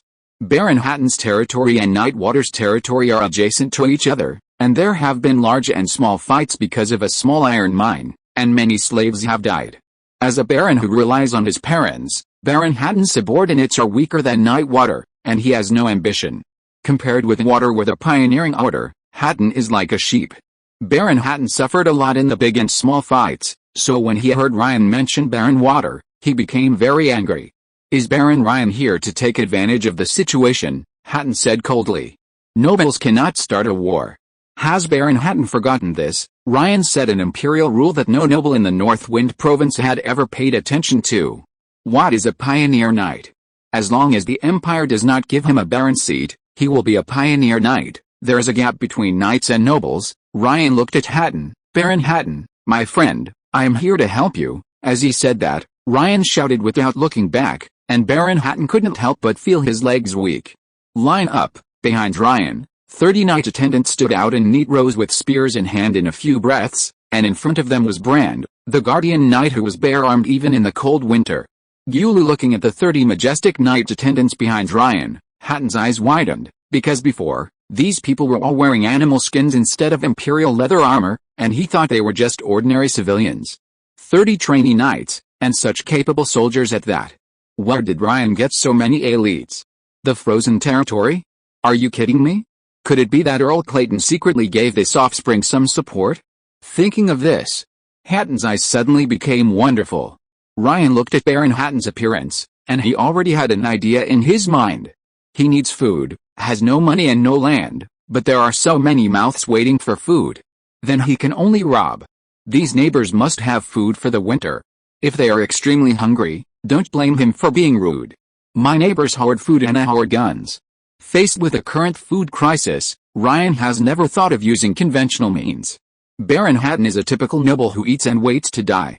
When he heard that the dozens of people behind Ryan were here to help him fight, there was no extra thing in his mind. Walter, you swallowed up so many of my territories, give them all back to me. Chapter 12, Lingdu City and the County Magistrate. Ha ha ha, Ryan, come here, this is horse milk specially transported from the south.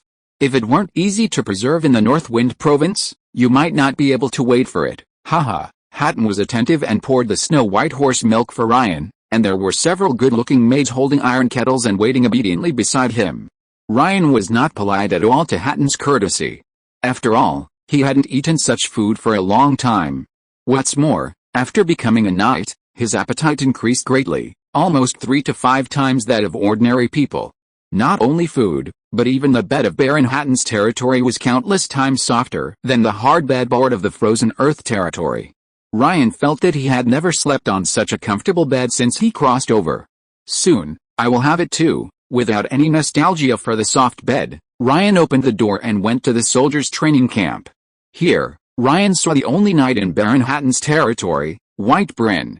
A knight with a surname, yes, his ancestor was once a noble, but he fell into decline.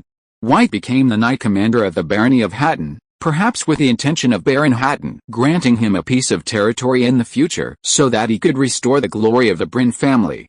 But Ryan felt that White's generation had no chance, because Baron Hatton was like this, and being able to keep his barony was already a name in the family tree. Want him to work hard? Ryan glanced at the maids coming in and out in the distance and shook his head. Knight White, do you know how many soldiers there are in the Knight of Water? Meet Baron Ryan. Knight White respectfully performed a standard knight salute, as if Ryan's gentle appearance now made him a little flattered. After taking a look at Brand, who was standing behind Ryan and never leaving his side, White said, Knight Water has a total of 100 soldiers, of which only 20 are trainee knights, and the rest are just trained militiamen. Ryan nodded, and then asked, what about the slaves? He knew very well that the number of soldiers that these lords could raise was not as large as it seemed. Every time there was a war, the lord would pull the slaves to the battlefield, and when the war was over, the surviving slaves would return to the mines or farmland. In short, the main thing was to fight each other. Ryan could guess the 100 people White mentioned. I'm afraid that except for the 20 trainee knights, the remaining 80 militiamen were only half-time. 100 capable soldiers. Ryan looked here. The situation in Baron Hatton's territory was much better than that of Knight Water's territory, thanks to Baron Hatton's good father.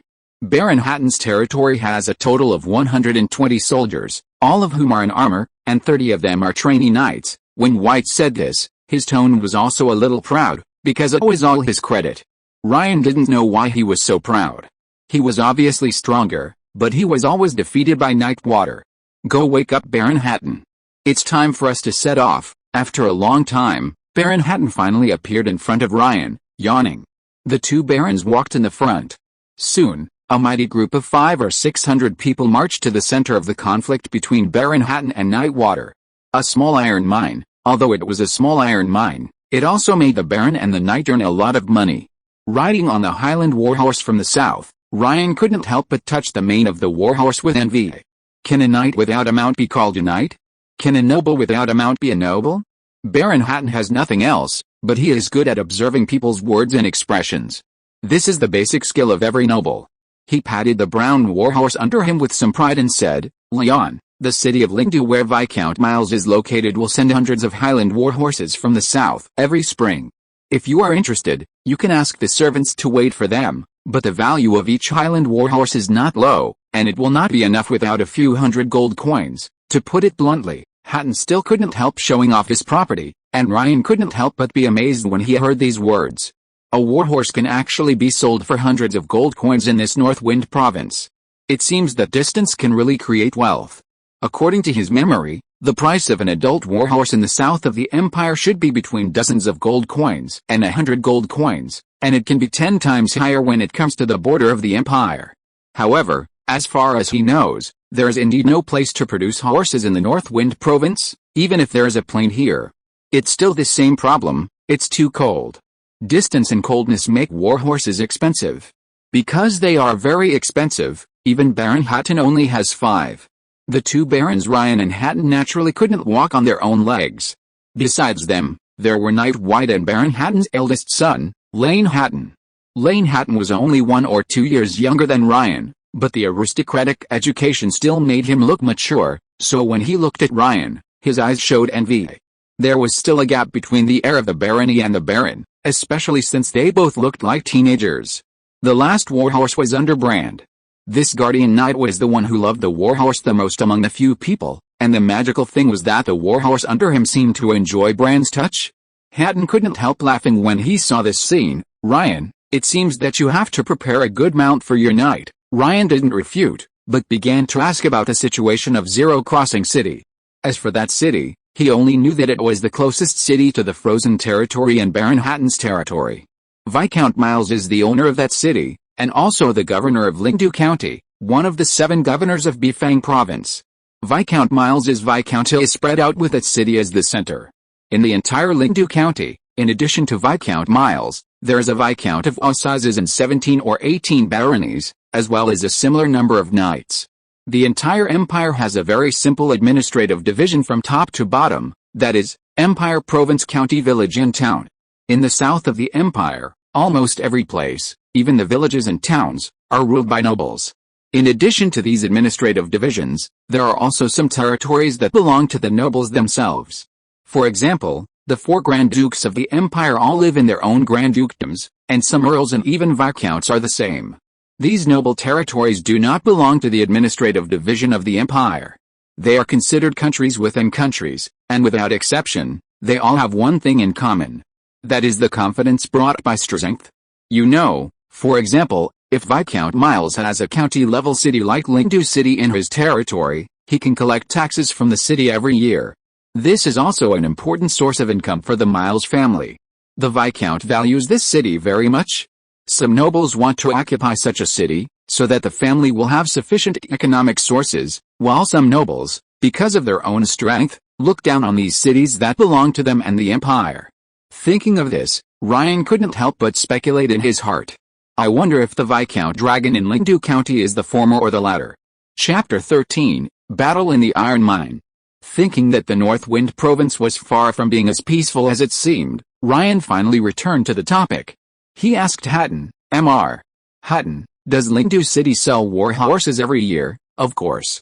Every spring, when the weather is not so cold, chambers of commerce from the south will come to the Northwind province in batches with good goods. Lingdu City is already remote, and there are not many chambers of commerce coming, but there are still a dozen, every year. The most eye-catching ones are the Imperial Chamber of Commerce exclusive to the royal family, and the Highland war horses come from them. Ryan thought for a moment and asked again, only 100? Yes, only 100. Ryan couldn't help but be speechless.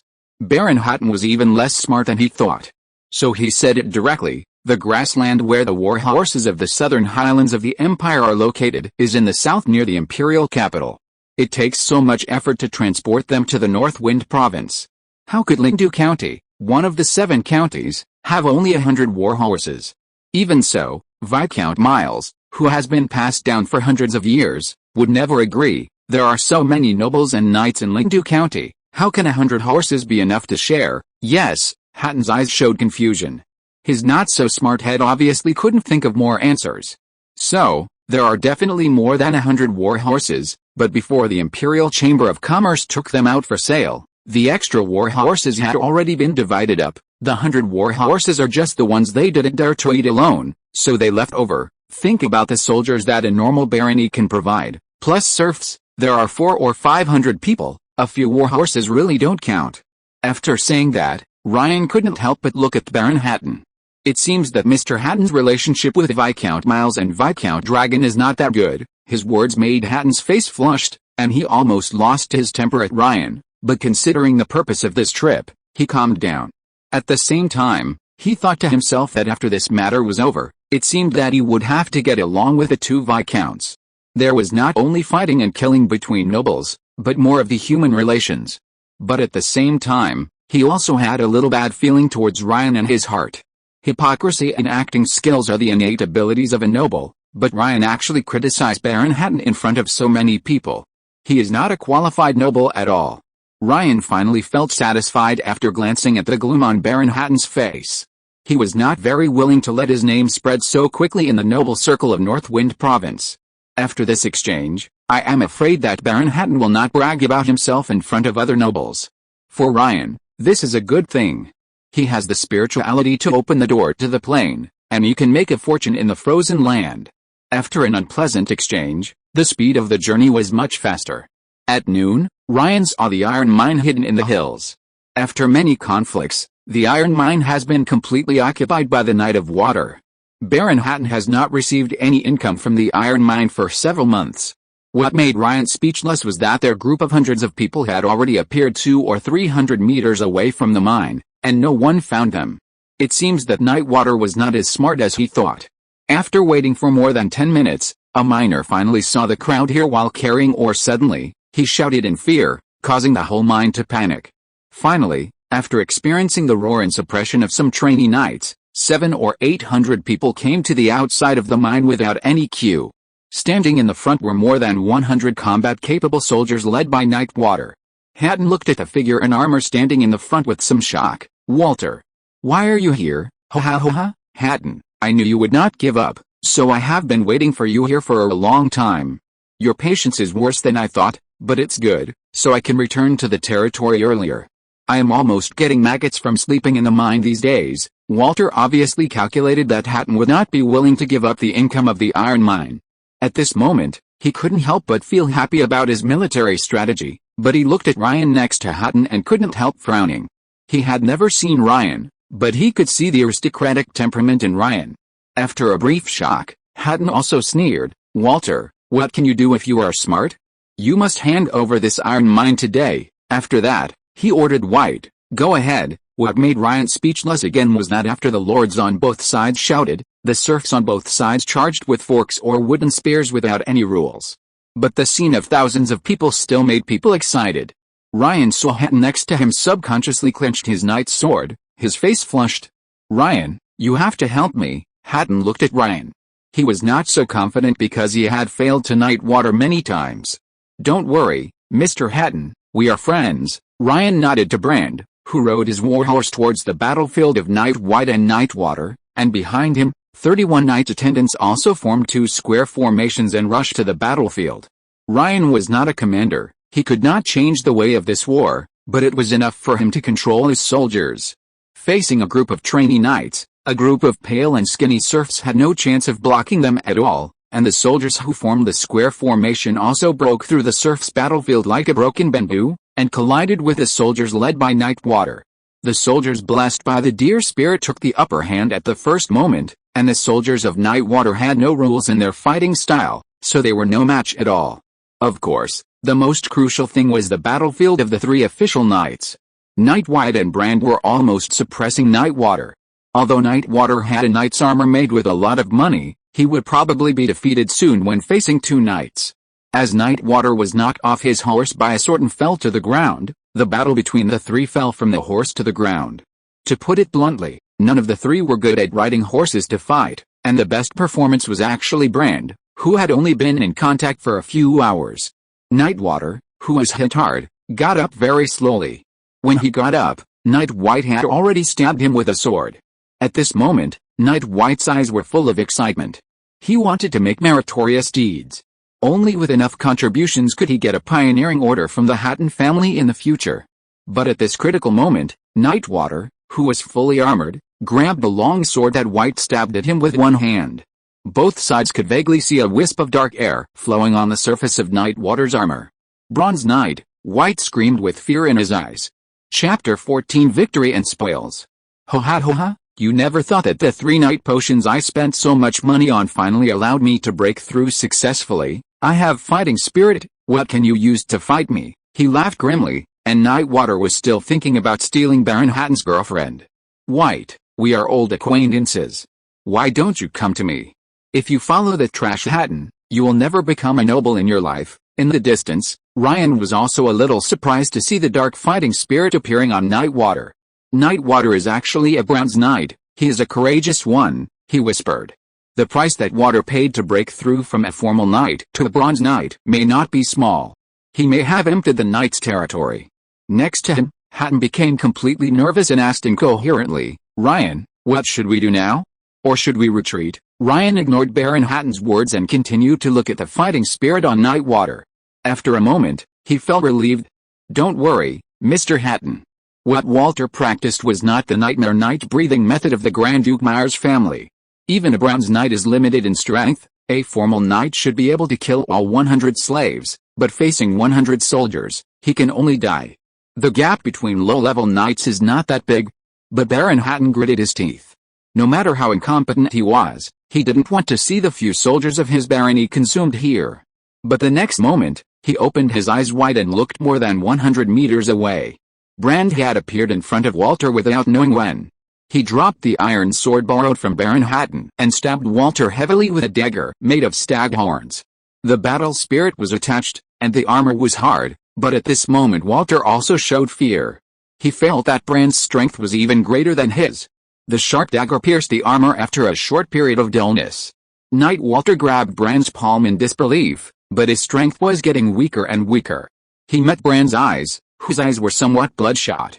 Indistinctly, Walter heard the roar of a stag in his mind. Bang! The heavy knight's armor fell to the ground, and a pool of blood flowed from under the armor. The first to react was not the knight White next to him, but the soldiers belonging to Walter around him. They were on the periphery, but were blocked outside by the 30 knight attendants of the frozen land, and could not rush in to save their lord. At this moment, as Nightwater fell, some soldiers put down their weapons in despair and knelt on the ground, while some did not react and were killed by the surrounding soldiers. The knight is dead. With shouts of fear and despair, the entire battlefield stopped at an incredible speed. The serf soldiers on both sides stopped almost at the same time when they heard the sound of the knight's death, even though they did not understand which knight was dead.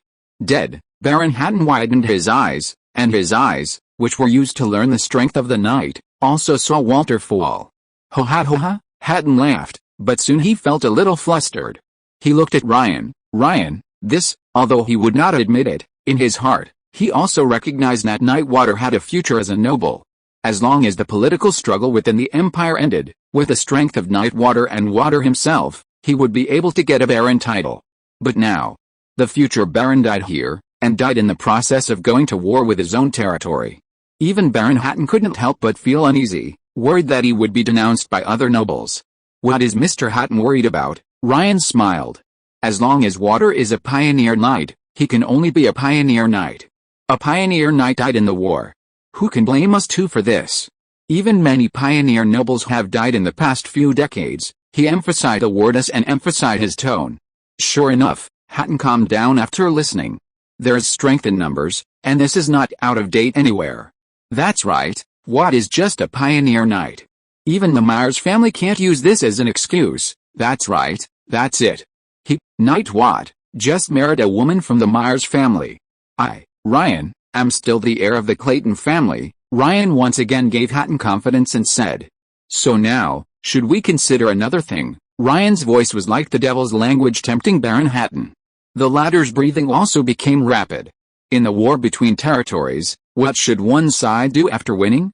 It is plunder, plundering everything from the loser, money, women, slaves, all within the scope of plunder. Let's go, hurry, let's go to Nightwat's territory. After saying that, Hatton didn't even care about this place, and rushed towards Nightwat's territory with his men. The iron mine and the slaves in this war could not escape and had no ability to escape, but the people in Nightwat's territory were not so good. The village led by Nightwalter was closer to the iron mine than Baron Hatton's town. In addition, Hatton and Ryan were so excited that they only brought trainee knights with them, so they soon arrived at the place called Rhoda Village. Walter named the village, which shows that the other party's ambition is not small. Rhoda Village can become the future Rhoda Town and Rhoda City. But now, everything here belongs to Ryan and Hatton. The soldiers rushed into the village, and Nightwhite shouted first. Walter is dead, and from now on everything here belongs to Master Hatton and Master Ryan. Some of the villagers who heard this did not react, but no one dared to question it. It seems that there is no example of lying in this matter on the entire continent. Taking the lead, White kicked open Walter's night manor, and soon the whole village was in chaos. Of course, the two barons Ryan and Hatton did not have to do it themselves, they just needed to wait. Golden punks, how come there are only so few gold coins? Hatton roared, questioning whether the soldiers had hidden them for themselves. But soon, all eyes were attracted by two female beast slaves with cat faces. Those eyes were almost glued to the two female slaves, tearing off the few clothes they had. In short, the final harvest was not as much as the two barons imagined. There were only 700 or 800 gold punks, placed in a pine box, 7 or 8 shiny gems, more than 300 silver coins, and more than 12,000 copper coins. Such a fortune is not considered rich for a knight who is basically bound to become a baron. Baron Hatton's war horses exceed these. It seems that the price that Walter paid to become a bronze knight is more than we imagined. The so-called wealth is of course not just these, and Hatton seems to be more proficient in this than Ryan. Tear it down for me. That tree is a winter mist pine. Dig it out for me and bury it in my manor. And those houses are built with magically carved oak. Tear them all down for me. Real estate is also a large part of the wealth of the nobles. If it were not for the fields and forests that could not be dug up, I'm afraid Hatton would not let it go. In addition to these, Hatton looked at the hundreds of civilians and slaves and waved his hand. From now on, you are all slaves of my Master Hatton. Hearing this, most people were numb, a few people changed their faces, and even fewer of them walked out with flattering faces. Master Hatton, our family are all freemen. Look, this is our freeman's guide. Hatton didn't even look at it. Watt robbed my iron mine, and I haven't settled the score with him yet. He owes me thousands of gold coins, and I have to get them back from this territory. I can get my money back by selling you. The civilians who heard this were not too panicked. Their expressions were still flattering. They took out some silver coins from somewhere and presented them to Baron Hatton. Seeing this scene, Hatton finally laughed. It seems that you are indeed civilians. He ordered the soldiers around him to collect all the silver coins in the box, and the civilians couldn't help but look at him. Freemen or slaves, in many cases, are just one-sided statements of the nobles, especially for the civilians in the territory where the Lord has died. The nobles have many ways to exploit civilians and make them slaves. You can become freemen. It seems that you are also capable. Do you want to follow Master Hatton to live in the Baron's territory? Hatton asked casually. Suddenly, a group of people came to him. There was no good choice, but many people saw that the Knights of What had no master now, and planned to stay and try to accumulate wealth. Gold, silver, jewelry, houses, trees, civilians and slaves, as long as they could be scraped, they were all scraped.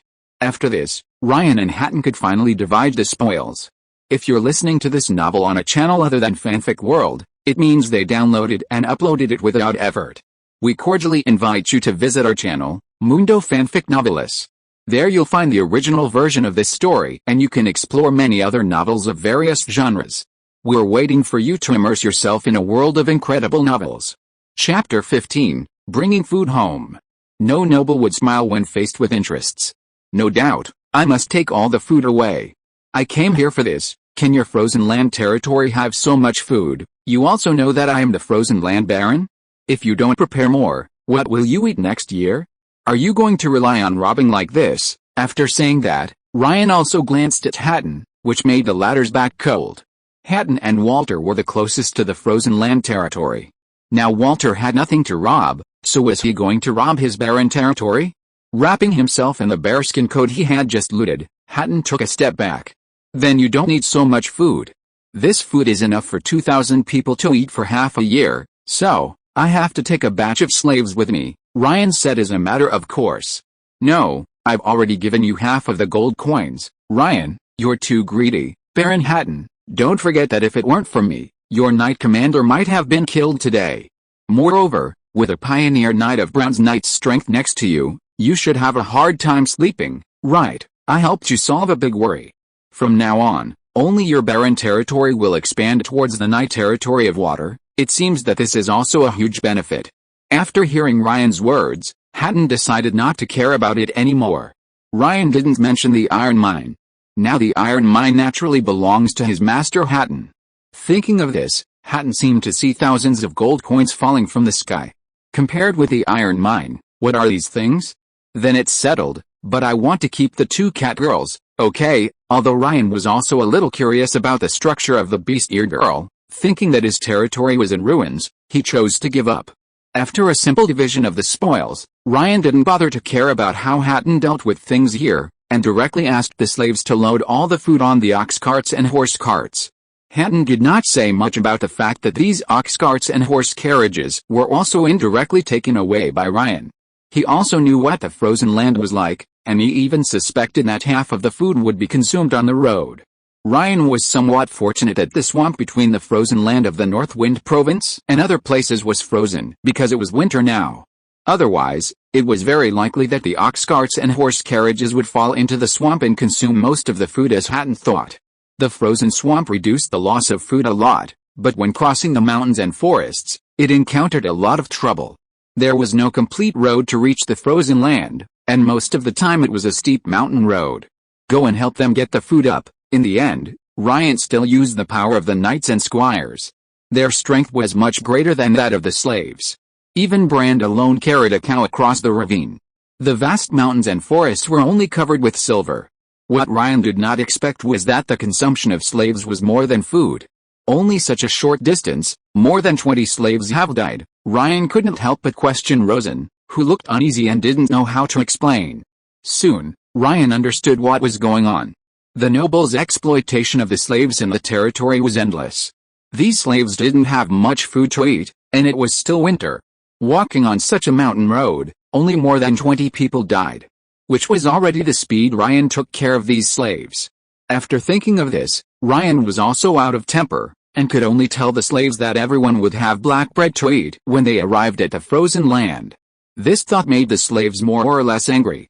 But in the cold winter, the snow was vast, and the more they walked, the more people disappeared, and the team gradually became silent. In silence, the old butler Beard couldn't help but speak. Master Ryan, you should fight for it more. He didn't understand it, but still thought that Master Ryan had no idea about these things. If it weren't for us, Baron Hutton would never have been able to take over that mine, and Nightwater would not have received so much wealth. Master Ryan, you only want food and slaves, that's your loss. Even Nightwater's armor and warhorse are valuable. And that iron mine, Master Ryan should have a share, haha, Build, you still can't help it. I thought you were going to say it when we were in the swamp, Ryan laughed. Bird, the things in Nightwater's territory and the iron mine are not so easy to get. Have you forgotten that Nightwater has an heir?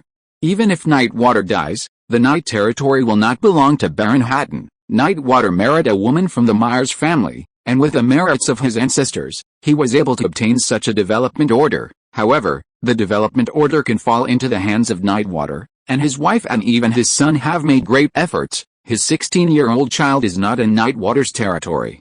This is the best proof. I'm afraid that guy studying in the Duke of Myers' territory, now that Nightwater is dead, he must come to inherit the territory, otherwise the Night territory will soon become what it was like in the Frozen Land territory. I left so many things for Baron Hatton.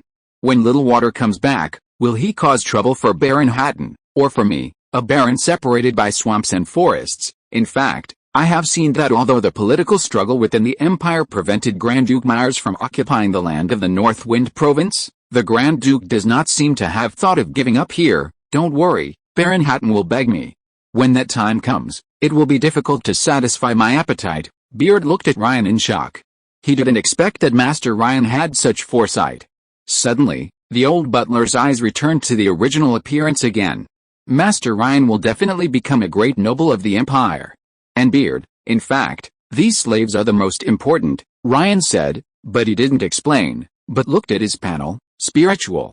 788, Divine, Dear Spirit Blessing. More than 700 spiritualities are Ryan's biggest gain, and even if this thing is put aside, population is also necessary for the development of the territory, not to mention that the development of the frozen land territory will kill many people. Ryan will need a lot of slaves. For the frozen land territory, the most needed thing is population. If he was not worried that the food would not last, he wanted to bring back all the slaves in Nightwater's territory. Moreover, his 70,000 to 80,000 kilograms of food could not last for half a year, as Hatton said. Do you really think that Baron Ryan is like Baron Hatton, who doesn't care about slaves? If you want to develop the territory quickly, some incentives are indispensable. And food is the most important thing in the north. Warmth and food can make these slaves work for him 20 hours a day. Snow is flying in front of you, and snowflakes like petals are falling in the sky. The Rhino Horn Mountain in front of you is in full view. At the end of this December, Ryan returned to his loyal frozen land territory. Chapter 16, Territory Development. Compared to the frozen land, the cold wind in the North Wind Province is nothing. In the fortress on the Rhino Horn Mountain, Ryan wrapped himself in a deerskin cloak and felt much warmer. He looked at the thriving village at the foot of the mountain. After he brought back the food, the frozen land was in jubilation. Food is the key, but more importantly, they didn't expect the Lord to be so kind as to give them half of the food without asking for any reward. Sometimes, free is the most expensive. Master, the food is ready, a maid called softly from behind, and soon Ryan sat in front of a large wooden table, enjoying the service of 3 or 5 maids. He finally lived such a life, and this evil rule made Ryan very happy. The steaming, melt-in-the-mouth venison leg meat, especially the aroma of jam in his mouth, made Ryan couldn't help but call Brand. Brand, your jam-making skills can sell well in the imperial capital, Brand said respectfully. Mr. Ryan, every believer of the deer spirit is the best bard and brewer, and jam is just a byproduct. Brewing wine, Ryan's eyes showed a yearning color. But that will consume a lot of food. He knew very well that he had also tasted the stag wine that had been stored for hundreds of years by the deer spirit villagers. It was not wine, but countless gold punks. But brewing requires food, and food, even in the south, is the most important strategic material for the nobles. As for this northern border, it is a miracle that there is excess food to brew wine in a place where people can eat and drink enough. Even the most licentious and lawless nobles dare not brew wine on a large scale, because the number of slaves who die in that way will be more than letting them work 14 hours a day in the mine. Let's do it bit by bit. How is the cultivation of blueberries now? Ryan looked at the old butler Beard. The gray-haired old man showed the vigor of an eagle at this moment. The blueberry seeds brought from the other plain grow very well. According to Arner and other speculation, a batch of berries can be harvested in just 3 months. If Master Ryan wants to make wine, the sales of fruit wine in the Empire will not be low, Old Beard suggested. As a butler, he would not care about the lives of those slaves. The enjoyment of the Lord is the first in his heart. 1 harvest every 3 months, at least 2 or 3 harvests a year, and 4 harvests in the first few years are okay. In addition to the meat from hunting, the more than 2,000 people in the frozen land are still not enough. We still need fields. As a traverser, Ryan has a great obsession with farming. He can't just go around borrowing all day long, right? After dinner, Ryan asked the old butler to call a group of villagers from the lulling village, as well as Brands and the knight's attendants, and began to head to the surrounding foothills. The frozen land is surrounded by mountains, with only a few flat places for entry and exit, like a big shot with many holes missing. Going south naturally means entering the North Wind Province, but if he doesn't go south, then the nobles of the Empire will not care where Ryan opens up. Strictly speaking, every lord on the border of the Empire is considered a pioneer lord, and can freely open up those unowned territories. If Ryan wants to grow wheat fields, he can only find a way from the surrounding foothills. The northern border from the North Wind Province to the north is full of frozen soil. The further north you go, the deeper the frozen soil becomes. In the northernmost place, even the surface soil is permafrost, and food cannot be grown at all. My requirements for you are not high. If you find an acre of land that can be planted, I will give you 1 silver coin. If you find an extra acre, you will get 25 more copper coins, Ryan said loudly. He knew very well that rewards were indispensable if he wanted to mobilize the enthusiasm of the people. And his rewards were also extremely generous. The only problem was that money was useless in the frozen land. But this group of villagers obviously could not have thought of this. After hearing the reward of silver coins, everyone was like a chicken blood. They have overlooked that in this foothill, the real overlord is actually those ferocious beasts who are so hungry that they have to come out to find food. Watching a group of people leave like chicken blood, Ryan looked at Rosen. You take people to patrol around and drive away the beasts. He did this, which could only protect this group of civilians to a certain extent. The civilians who did not even have the strength of an apprentice knight, were able to survive in such a primitive foothill. It was the result of their adaptation to the cold winter of 100 years. It was not easy to find land to grow wheat. Otherwise, the frozen land territory would not have no lords who were interested in it. Even when there were no lords here, they would not disdain to come here to develop. Baron Ryan's silver coin reward was not so easy to get. Birch tree. As a lord, Ryan did not go into battle himself. He came to a tree with a surface as white as snow and couldn't help but marvel. Birch trees are treasures. Even the bark that falls off naturally is a hard-won good thing. It can be used as medicine and made into various accessories. The effect is not worse than leather. Even for nobles, it is a high-end thing for writing and sending messages. Looking around, there are many white birch trees in the foothills. These are all Ryan's wealth. The entire north is a wealth, quietly waiting for him to develop. Thinking of this, Ryan also had some expectations for the north. Tell everyone after you go back that birch trees like this cannot be burned even for their bark, let alone cut for firewood and building houses. Ordinary trees can be used to build houses. For burning firewood, you can use those pine trees if you are extravagant. The value of birch trees lies in the future business landscape. Follow your will, Oldbeard said. He didn't quite understand why Master Ryan valued these white trees. He just needed to obey orders. Thinking of this, Oldbeard couldn't help but have a deep resentment towards those civilians and even slaves. Young Master Ryan was kind enough to let them cut down trees belonging to the nobles to build houses, and he didn't charge them any money, but this group of people really didn't know how to be grateful. You have to understand that free doesn't mean no cost, every time. Ryan said this to the old butler who was educated by the Clayton family. Exploitation? In Ryan's opinion, the nobles of the empire are too uncreative. About an hour later, someone in the distance returned with an exclamation. My lord, we found a large piece of land that can be planted. Chapter 17 Number of cultivated fields. Following a few civilians, Ryan soon came to a ridge. The winter wind and snow seemed to be blocked by the high mountains on both sides, making it a little warm. Without too much speculation, Ryan found a land where food could be grown, because there were some berry bushes and wild wheat scattered on it. But it was also in such a place that there were many reindeer, red deer, yaks, antelopes and goats. In some dense bushes, Ryan also found a nest of foxes sleeping and resting. Perhaps it was because they hadn't seen humans for too long. These vegetarian animals were not too alert, or they thought that those carnivores would not appear in the winter. Since wild wheat can grow, it is not a problem to clean it up and use it to grow barley or wheat. Even in the mountains and forests outside the cultivated fields, it should be possible to grow berries. Ryan turned around and could even see the peak of Rhinohorn Mountain. Very good. Ryan looked at the people in front of him who were obviously already in a family unit. These were the people he brought back from Lulling Village. According to the scale here, if it can be developed, it will be at least 10 acres, and this place is at the foot of the mountain, and it will be developed downwards in the form of terraces. In Ryan's mind, he calculated almost as quickly as possible that if terraces were opened up here towards the south, if the soil was suitable, there would be between 50 and 100 acres of land. According to the land in the south of the empire, 1 acre of land can harvest about 100 to 150 kilograms of wheat. In the frozen land of the Northern Wind Province, it is normal for this number to be reduced by half. You can't grow so much wheat or barley in frozen land.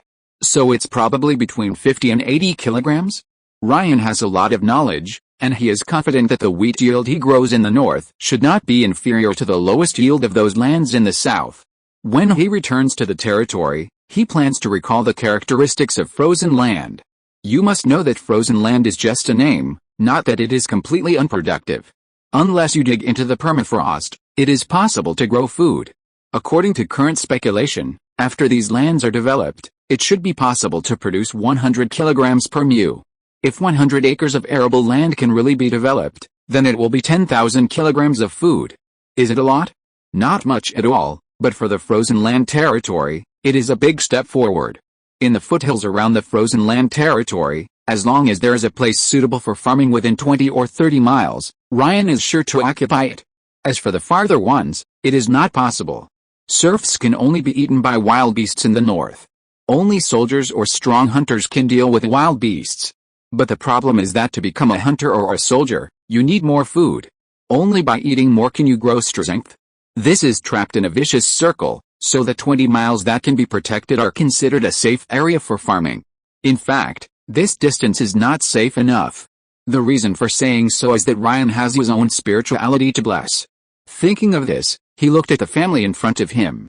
I personally speculate that the land that can be developed here is more than 50 acres.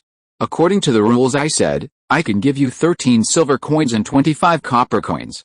If the subsequent amount is more than 50 acres, you can find beer to make up the subsequent silver coins. Looking at the villagers in front of him who were breathing rapidly, Ryan's voice paused for a moment.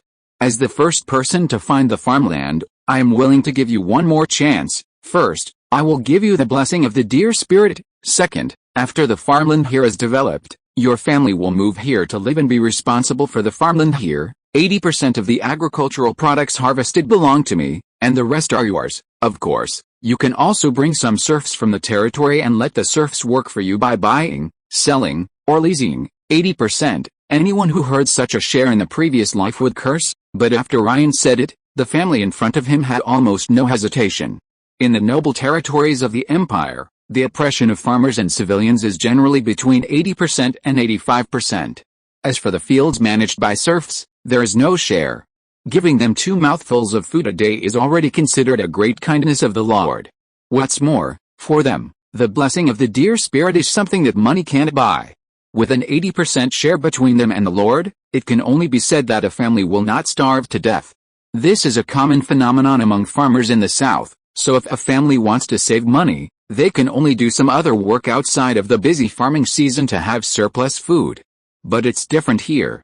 According to the Lord, at least 50 acres of land. 20% of 50 acres of land is different. They can use half of it as food, and take out a part of the remaining food to sell. 10 acres of land can only keep them alive, but 50 acres of land, they dare to say that they are farmers. Although the land still belongs to the Lord, since they are in charge of it, in the future, even if they don't have that much money, their descendants may have that much money to buy the whole land, and then they will really become rich. Thinking of a bright future, the 5 members of the Bain family were excited and knelt directly on the ground. Thank you, Lord. As the people of the continent of Exner, the ancestors of this group of people were also nobles. Even decades before Ryan arrived in their village, they were ruled by nobles until the nobles continued to move south and they were abandoned and displaced. Don't think that their lives will be better without the rule and oppression of the nobles. After losing the protection of the nobles and the extraordinary, only a few people in the village, such as Brand, can go out hunting. The population is dying faster. Ryan smiled and generously blessed one of the young men with a deer spirit. After having the physique of an apprentice knight, the young man can go out hunting alone, and may even become a knight in his territory in the future. The Bain family will become the benchmark of the frozen land territory and the object of envy and jealousy of everyone. With such an example, others can see the direction, and they will work even harder for their lord. Even under the involution, their requirements may be lower. By then, even the contradictions will break out and be resolved within themselves. Imagining the beauty of the future, Ryan couldn't help laughing, but he calmed down the next moment. Discovering a field is one thing, and being able to develop it is another. Arrange 300 slaves to develop farmland here, and tell them that the 10 with the best performance will become freemen of the frozen territory. Build, you will be responsible for this matter, and you, Ryan looked at the Bain family in front of him. You will be responsible for supervising the construction when the time comes. For the sake of their future farmland, Ryan believed that the Bain family would never cut corners. Chapter 18. It's going to be a hot winter. In addition to the foothills suitable for farming discovered by the Bain family, there are 2 other places with similar environments. Ryan speculated that nearly 500 acres of farmland might eventually be developed. The three places are about 2 or 3 kilometers away from the Rhinohorn Mountain, which is not too far. So, after the locations were determined, the entire frozen land area fell into fierce development under Ryan's will. Don't even think about being lazy. The Lord has already told you that the 10 best performing slaves will become citizens of the frozen territory. There are only 10 places. This will be your only chance to escape from slavery in your lifetime, and you don't even have to go down to the mines. I'll also tell you that the 5 best performing people every day can get an extra piece of black bread from me every day. The person with the best performance in a month will be given 5 bottles of jam by my Bane family. Fortunately, it did not snow today on the foothills. The slaves were wrapped in thick linen clothes and wielded hoes and shovels. In the distant white snow, the blessed Bane roared loudly, while several other members of the Bane family and several villagers who were on good terms with the Bane family became supervisors. What are you doing? That's the edge of the terrace. If you dig it through, the next terrace will have to move back. This is the Lord's land. Do you want to die? And that guy, the Lord said that every time we dig a palm's depth, we have to let the Bane family check the soil in person. How long is a palm? Do you want to cut off your claws and measure it? And you are here to turn the soil. Not even a grain of soil can fly out of the terrace. Are you swinging so high to throw all the soil away? Boom. Many bonfires were lit in the fields, warming the surroundings. The Lord is kind-hearted. He even gave you a bunch of mud legs of fire to warm yourself. In order to prevent you from getting sick, remember to evenly spread the ash from burning wood and weeds on the fields, so that those who turn the soil can blend it into the soil, and that over there, that's feces.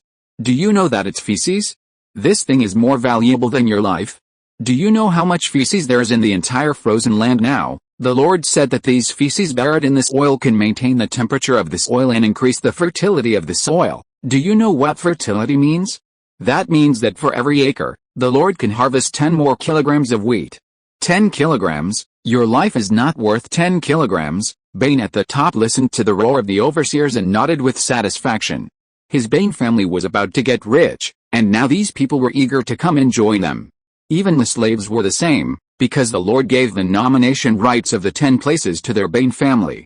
With such a great favor, it would be difficult for the Bane family not to rise. Unable to resist the excitement in his heart, Bane glanced at the slaves who were cutting trees in the distance to help his Bane family build a house. Almost in an instant, his pupils shrank like needles and wheat-ons. Who told you to cut down the trees here? Almost in an instant, Bane became a snake whose tail was stepped on. He roared and rushed over. The physique of the trainee knight made his tall body full of oppression. The Lord said that these trees cannot be cut down. Every winter, the trunks must be wrapped with hemp ropes. In this way, after 10 years, the soil under your feet will become suitable for farming, and these trees block the cold wind and heavy snow in the north. Do you want to turn these fields into permafrost? Get out. Go to the foot of the mountain below to cut them. There will be terraces anyway. Bane looked at the 2 or 3 fallen trees in fear. If this happened to the Lord's ears and he became dissatisfied with his Bane family, everything would be over. As for how the slaves cut trees at the foot of the mountain and transported the trees here, he didn't bother to care. He still had to take care of it. These were not slaves of his Bane family, but slaves used by the Lord to develop the frozen land. Well, as a future farm master, it's not shameful to do some work in person in the early stage of starting a business. Bane simply went down to do it himself. In fact, after seeing this scene, many slaves and civilians felt relieved. The Bane family did not become masters in an instant, and the gap between them was not big.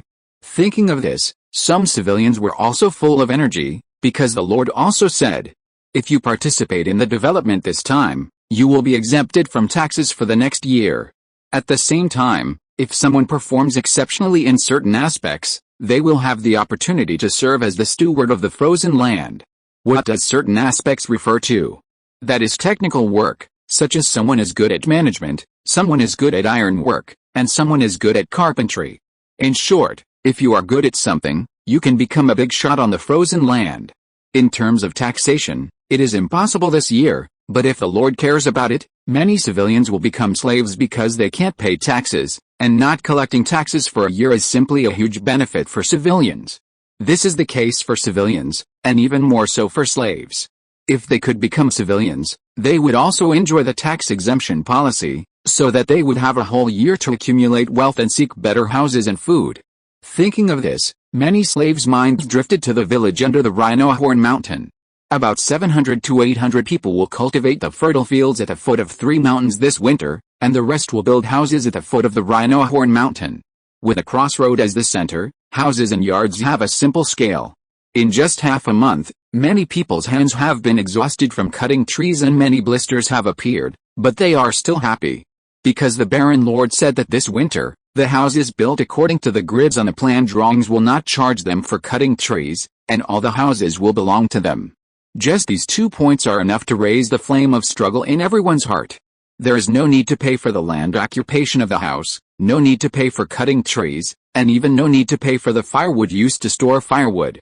In addition to the 1-year tax exemption after participating in the construction, they dare not imagine how comfortable their lives will be in the next year.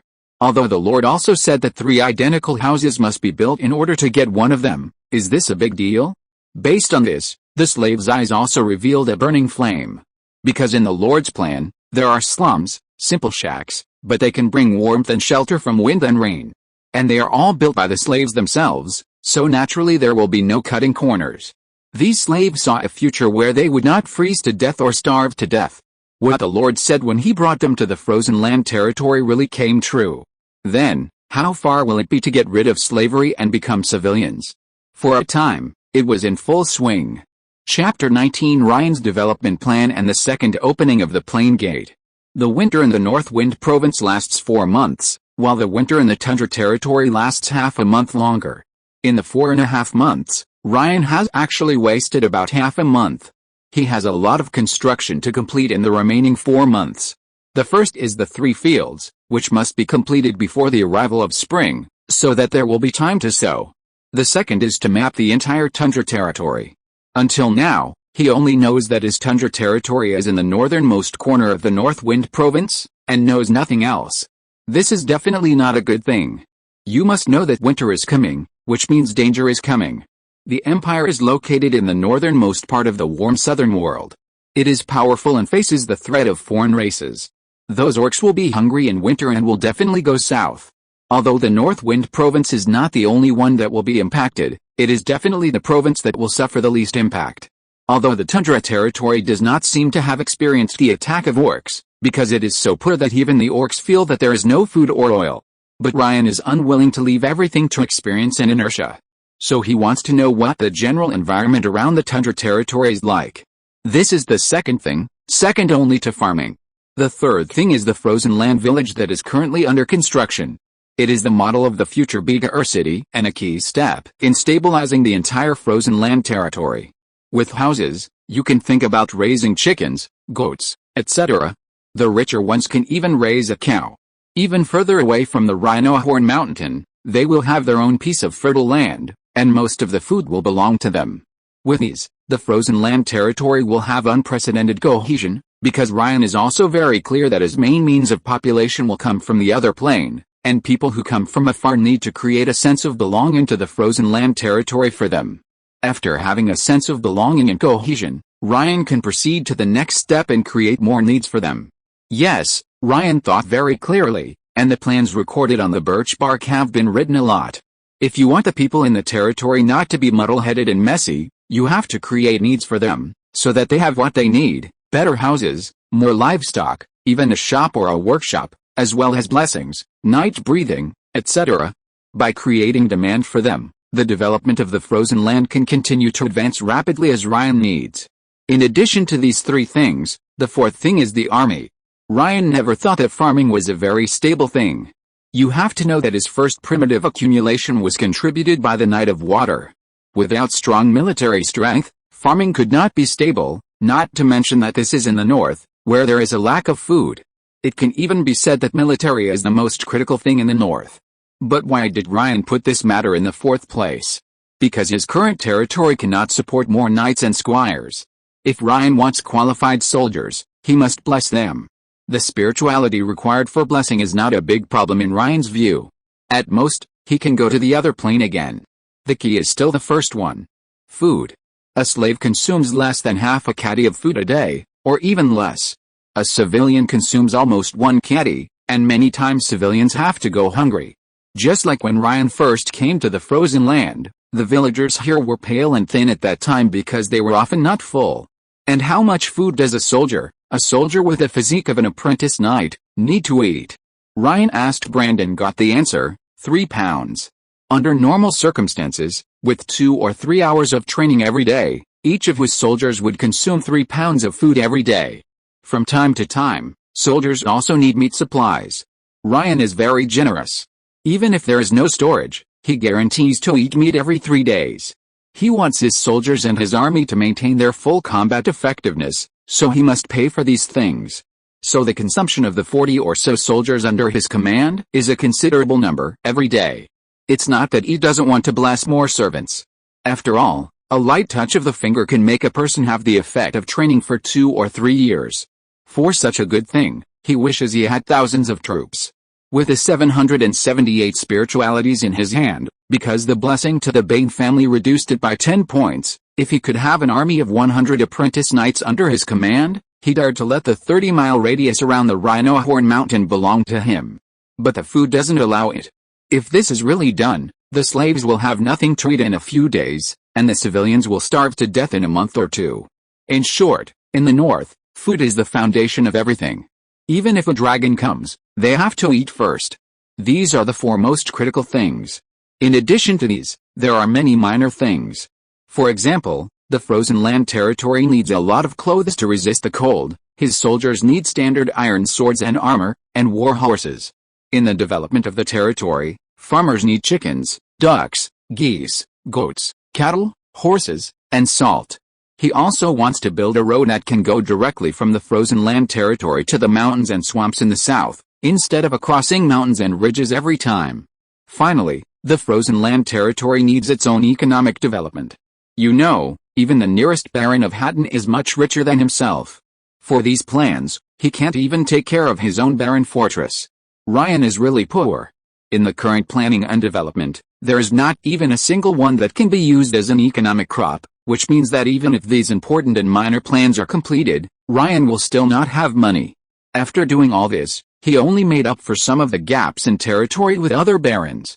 The current northern border should not support me to continue to explore further, so the destination should still be in the other plane. Looking at his spirituality panel, spirituality 778, divinity, dear spirit blessing, it still takes 100 spiritualities to open the space gate and maintain it for 24 hours. The destination is still the Exner continent, the plane of faith of dear spirits. If I can find 1 or 2 villages and bring people over this time, it will be a profit. Thinking of this, Ryan began to call Brand outside. Brand, take 10 soldiers with me. The 100 spiritualities disappeared, and the space portal opened. Even Brand and others who had experienced it once could not help but be surprised. This time Ryan did not bring Beard with him. The old butler has recently become the busiest person in the frozen land territory. Ryan handed all things to him to supervise. Chapter 20: The Migrating Team and the Viscount in Distress. On the continent of Exner, after passing through the plane gate, Ryan felt that it was even colder here.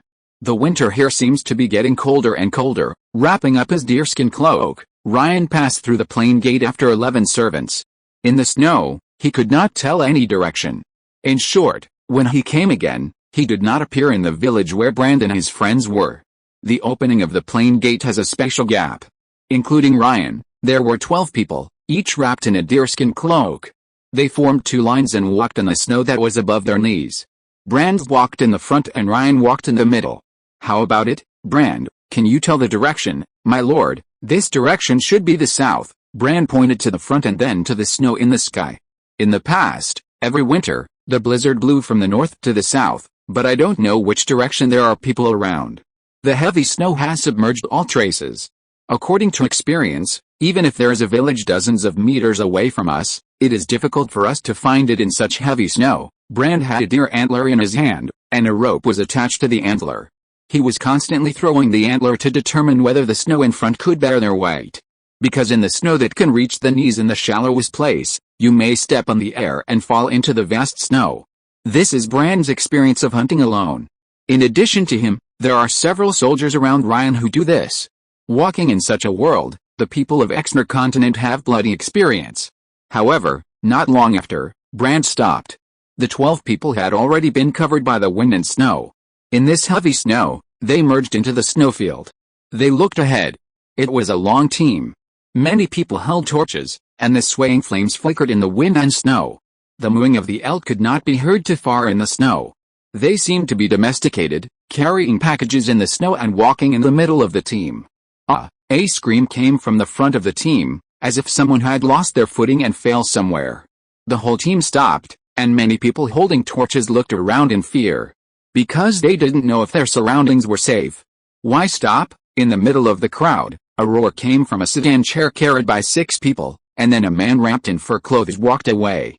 In just a moment, he hid back in the sedan chair and shouted, "Hurry up, where are the soldiers? Go kill 2 slaves and keep moving forward." Immediately, a soldier wearing animal skin armor walked out with a long sword and directly chopped down 2 people.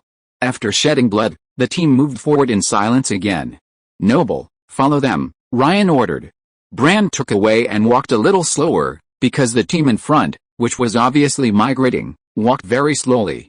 Along the way, people kept dying. Some of them missed their steps and fell into the snow and could not get up. Some of them had their legs frozen and could not move forward. Some of them were ordered to be executed by the increasingly irritable nobles. After walking for about 5 or 6 hours, nearly 30 people fell on the road. Finally, the team of about 500 people came to a cave. The dark cave in the wind and snow gave people a warm feeling. When they arrived here, everyone in the team breathed a sigh of relief. If they had gone a longer way, they would not have been able to hold on. The noble in the sedan finally came out, bringing with him a delicate woman and a boy. "Soldiers, occupy this fortress, and we will no longer bear the cold." The group of soldiers, no more than 20 or 30 in number, roared in anger, and then they began to urge the slaves in the front to rush into the cave. Soon, Ryan and the others outside heard a roar like a beast coming from the depths of the cave. The roar became more and more intense, and then at a certain moment, it turned into a wail. "Let's go in," Ryan said, and all the knights in attendance walked in front of him, following Brand and approaching the cave. "If you encounter any problems, you will leave immediately with the Lord," Brand ordered, and the 10 attendants responded in a low voice. The wind and snow were white, and there was no light in the first section of the cave going down. The 2 soldiers could only take out torches to light it. Ryan could see the situation of this passage clearly. "Is this a mine?" He looked at the surrounding stone walls and could still see some scattered ores mixed in them. The black light emitted the light of the campfire, filled with a sharp chill. These ores were deliberately made into such a scary appearance. As the vision in front became wider and wider, Ryan gradually found some corpses. Most of them were human, and a small part was half the size of a human, with dark green skin exposed, pointed ears, and fine and sharp teeth. Goblin. When Ryan was talking about this alien race in surprise, someone also discovered them. "Who are you?" In the darkness, a large number of torches illuminated the cave. The noble walked over here and looked at Ryan and his party fiercely. Behind them, there was a larger goblin corpse. It was so burly that the 2 strong men combined could not match it. In his hand, he carried a wooden mace dotted with iron spikes. It was dead, and there was a bloody hole in its head. "Big goblin." Ryan separated the human wall in front of him and took off his deerskin cloak. Suddenly, everyone could see clearly that a young man with black hair and shoulder-length hair was neatly combed and tied behind his head. He had reddish pupils like gemstones, and his white and tender skin had never experienced any traces of wind and frost. The noble, the moment they saw Ryan, everyone understood, even the man who scolded him subconsciously let down some of his vigilance. "I am Viscount Whitman. Who are you?" The man looked at Ryan and stretched out his hand, which had an emerald ring on it and a mountain carved on it. That was the family emblem of Viscount Whitman's family. Seeing this, Ryan found that he seemed to have not yet made a Baron emblem. "Ryan Clayton, Your Excellency can call me Baron Ryan." The Clayton family. Viscount Whitman was a little confused. He had never heard of the name of this family. But it didn't matter. He asked the soldiers around him to go forward and drive them away. "This is the territory I value. Now you leave here immediately. I have no interest in this place." Ryan looked at Viscount Whitman, and then looked at the slaves around him who had obviously endured the wind and frost for a long time. Although you are a Viscount, such an identity seems to have no meaning now. A Viscount has only 500 slaves, 20 to 30 soldiers, and no territory of his own. Viscount Whitman, Your family is lonely. Standing in the cave, Ryan's voice was calm and confident. Chapter 21. I can't take care of the Viscount, but I can take care of the Viscountess. Hearing Ryan's words, Viscount Whitman was furious. There is an unwritten saying among the nobles, that is, when a noble is called lonely, it means that the family is no longer a member of the nobility, but a wandering noble. What is a wandering noble? It means that except for their own blood, which still has the ancient nobility, they have nothing. They can only wander around, relying on their noble status to cheat and eat in other nobles' territories, waiting for the opportunity to get their own territory one day. For this day, Viscount Whitman is the most unacceptable. He will never allow his family to decline in his generation. In that case, he will become the laughingstock of the family and the most incompetent master of the Whitman family. How dare you insult a Viscount? Whitman's eyes were full of murderous intent. Just when he was about to order everyone to rush up and kill Ryan's soldiers and then suppress Ryan, Ryan spoke again. Maybe I didn't insult you. A noble, a Viscount, would actually fight with the goblins for a cave. If this gets out, Ryan's words made Whitman's face hot. He was already furious to the limit. However, I can take you away to a relatively warm place. At least there, the snow will not cover the knees, and there will be 3 to 5 months every year without the cold wind of winter. There, you can survive. Ryan, you dare to insult me? Whitman's roaring voice stopped abruptly in the dim cave. He stared at Ryan with his eyes. Not only him, but everyone in the cave was staring at Ryan. The snow will not cover the knees, and there will be 3 to 5 months every year without wind and snow. Is there really such a place? Many people whispered, and Viscount Whitman also stared at Ryan. Is what you said true? Of course it's true. Ryan nodded, but facing a noble, he would not do good things for nothing. I can take you away from here, but the premise is that all your slaves belong to me, including the soldiers around you. You still belong only to yourself, the lady around you, and your children. Viscount Whitman gritted his teeth. If that happened, he would really become a wandering noble. Negotiation and compromise are the traditional virtues of the nobility. Viscount Whitman was unwilling to be left with nothing. If you leave 300 slaves, I can give you the soldiers, and you can give me a piece of land to be independent. No, it doesn't need to be too big, just a manor with good farmland. Ryan refused. Mr. Viscount, I have already stated my conditions. You can only accept or refuse. I am a Viscount, and you are just a baron. It is precisely because you are a Viscount that I am willing to take you away for free. This is the respect between nobles. Humph, you make me a wandering noble and a sinner of the Whitman family. Is this also respect? Baron Ryan, I only want 100 slaves in a manor. This is my bottom line. Manor. Ryan sighed. He didn't even have a manor. It seems that Viscount Whitman is going to refuse and live alone in this goblin cave. Humph, Baron, this is my territory, you go. He couldn't give up his property. Whitman looked down at Ryan, and the soldiers around him stepped forward again to expel Ryan.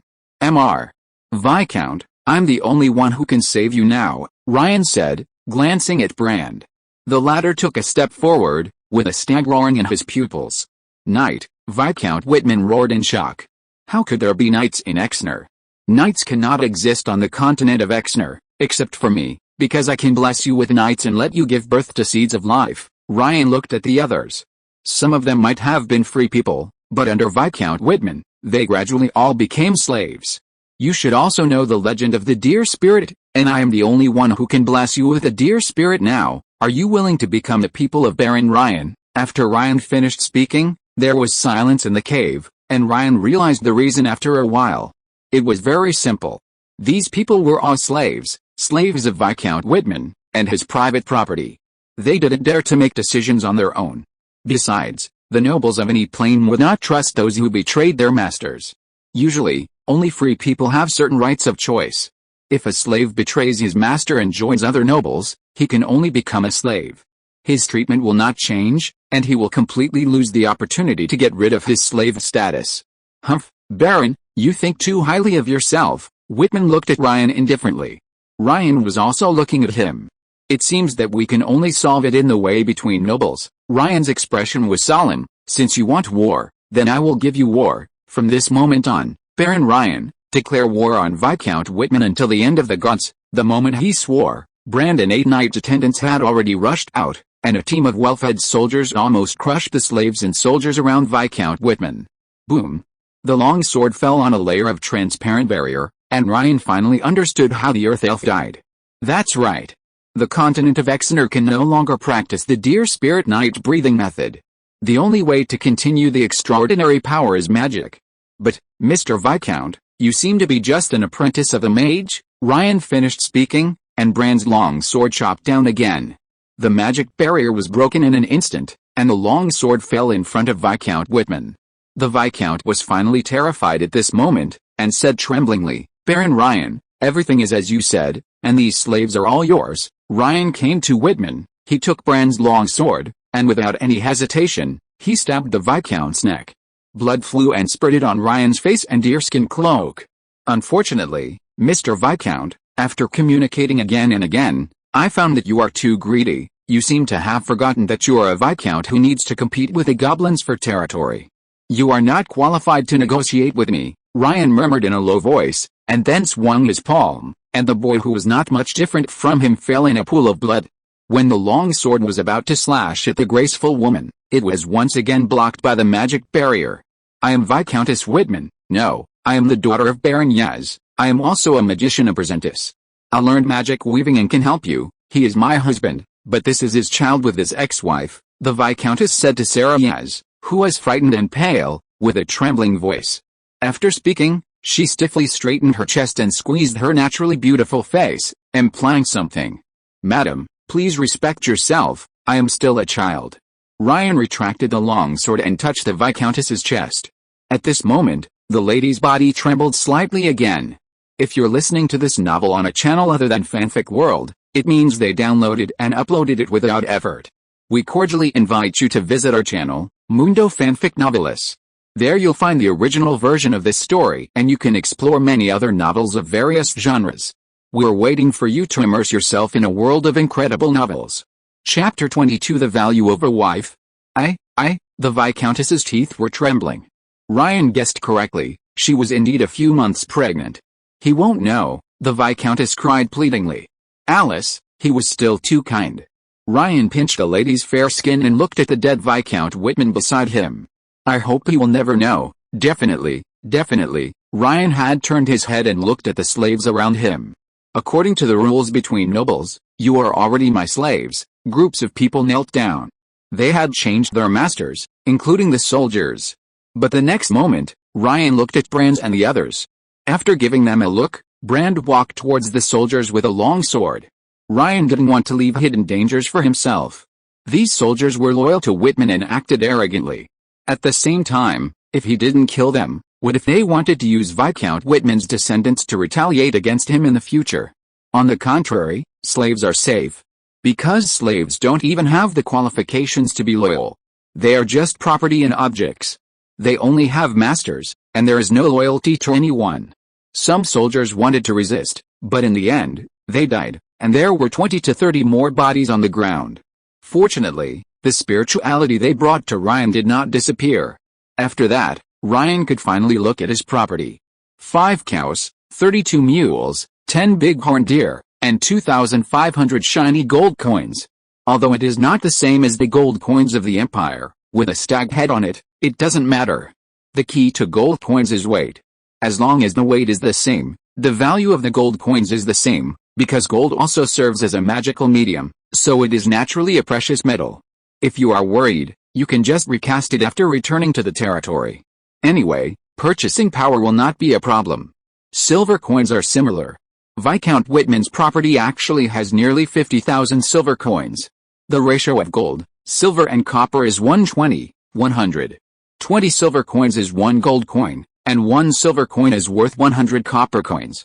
The difference that causes such a huge difference is the extraordinary attribute.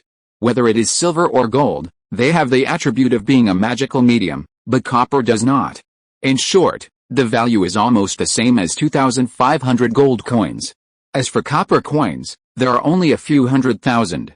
After thinking about it, Ryan probably understood why. In this plane, because the winter wind and frost covered everything, countless people died cleanly, especially those nobles, who were particularly far away from each other, and gold and silver coins were themselves the circulating goods in the upper circle. Between civilians and slaves with some money, almost all transactions were made with copper coins, especially slaves. If silver coins or even gold coins appeared in their hands, they would definitely die without a burial place. No one would think that it was something that slaves should have. Gold and silver coins were difficult to circulate, so they naturally saved up. Copper coins and the like were still in use. The Viscount would not have too many of them, and he would not care about these things. A gold coin is put in the pocket, but a copper coin worth a gold coin has to be carried on the back. How to choose is simple. Anyway, all of them are cheap for Ryan. Are these bighorn deer controlled by the Viscount using magic, after ordering people to bury the bodies? Ryan came to the 10 quiet bighorn deer. He studied magic control. During the magic apprenticeship stage, he spent 6,000 gold coins to buy the most expensive beast mark among magic apprentices. Branding the magic mark on the head of the giant horned deer can make the giant horned deer simply understand human commands and get close to humans. After a long period of training, it can achieve this level. So, I lost 6,000 gold coins. Ryan looked at the Viscountess. The woman looked younger and younger. Perhaps because he just asked her, she was only 5 or 6 years older than Ryan, that is, 19 or 20 years old. What is the value of the magic weaving you learned? The Viscountess lowered her head. Magic weaving is just an ordinary magic path. My talent is not very good. As if she felt that she should show some value, the Viscountess changed her words and said, but being able to weave clothes, as long as the materials are sufficient, the clothes can also play the role of solidified magic tools. It sounds average. Give me the meditation you learned later, and I will practice it. After Ryan finished speaking, he did not notice the red expression on the Viscountess's face, and saw soldiers running towards him in the distance. Lord, we found the iron ore hidden by the goblins. Oh, Ryan opened his eyes wide. Soon, he saw basket after basket of fine iron, and suddenly, Ryan couldn't stop smiling. 7 or 8,000 kilograms of fine iron. As long as there is a blacksmith, they can be forged into armor or knight's sword. This trip to the other plane is simply too much to earn. Move, everyone move a little for me. Move it all out, don't leave any behind. With an order, Ryan set off on the return journey with a large number of slaves. Back to the frozen land, Ryan took the Viscountess back to the Baron's castle in Rhino Horn Mountain amid exclamations. With an orphan and a widow, Ryan didn't know where to throw them to keep them alive, so he simply lived in the frozen land. After all, magicians are not knights, and they can't eat much a day. Late at night. Do I really not have the talent for meditation? Hiss, what's your posture? Why is it so painful? I'm a knight. Ryan looked at the Viscountess who was wearing a tight-fitting tights. He admitted that he was young and energetic. But soon the pain between his bones made him ignore the fragrance echoing between his nostrils, and he kept breathing in the cold air. What is needed for weaving magic itself is to show the best state of your body, so that you can weave the most comfortable and fitting clothes. The first thing a wizard apprentice should learn is the understanding of his own body. Knowledge is power. It took me 3 days to completely learn the meditation method. 3 days, Ryan shouted. Even when he was learning the breathing method of the Flame Dragon Knight in the Clayton family, he had never felt such pain from the depths of his bones during training. Is this difficult? The Viscountess was a little confused, but in order to show her value, she still tried her best to teach. She even used herself as an example, but the sudden rise of the mountain at that moment made Ryan more painful. How come I am only 14 years old? In the Baron Castle, the old man Beard, who had hurried back after hearing the news, tiptoed away, feeling a little uneasy but also a little relieved. One thing about the Clayton family that the entire imperial aristocracy envied was that they had a large population. Master Ryan is only 14 years old, he still needs to be restrained. Half a month later, Ryan completely gave up practicing meditation. According to his progress, it would take him a long time to break through and become a junior magician. He looked at his spiritual panel. I believe that in the future, there will be a divine blessing that specializes in magic. Chapter 23, Orcs Go South. Another reason for Ryan to end his meditation was that he was about to turn 15. This winter, the frozen territory welcomed its first grand festival. Lord, have fun with the people. In addition, on this day, the Bane family terrace, one of the 3 fields, was officially reclaimed and completed. The next step is to continuously increase the vitality of the soil. The 110 acres of arable land made the Bane family almost crazy. When they saw Ryan, they almost knelt down for every 3 words and every 5 words. The Bane family, who had just entered the upper class of the territory, made the rest of the people jealous. Ryan believed that the remaining 2 arable fields would be developed soon. Master Ryan, congratulations on growing up another year. In the barren castle on Rhino Horn Mountain, there were actually only a few people who could really sit at the same table with Ryan. Outside the barren castle, Diren couldn't help but regret it, because he was supposed to replace Rosen inside, but now he could only guard. Looking at the many jumping fires in the villages and towns at the foot of the mountain in the night, perhaps he really shouldn't have refused at the beginning. The frozen land territory is becoming more and more prosperous, and it is very warm here. This day should be remembered by many people, because even those slaves, their lives in the frozen land territory are actually similar to those of civilians. After all, the money in the territory cannot be spent for the time being, and all they eat are the food rewarded by the Lord.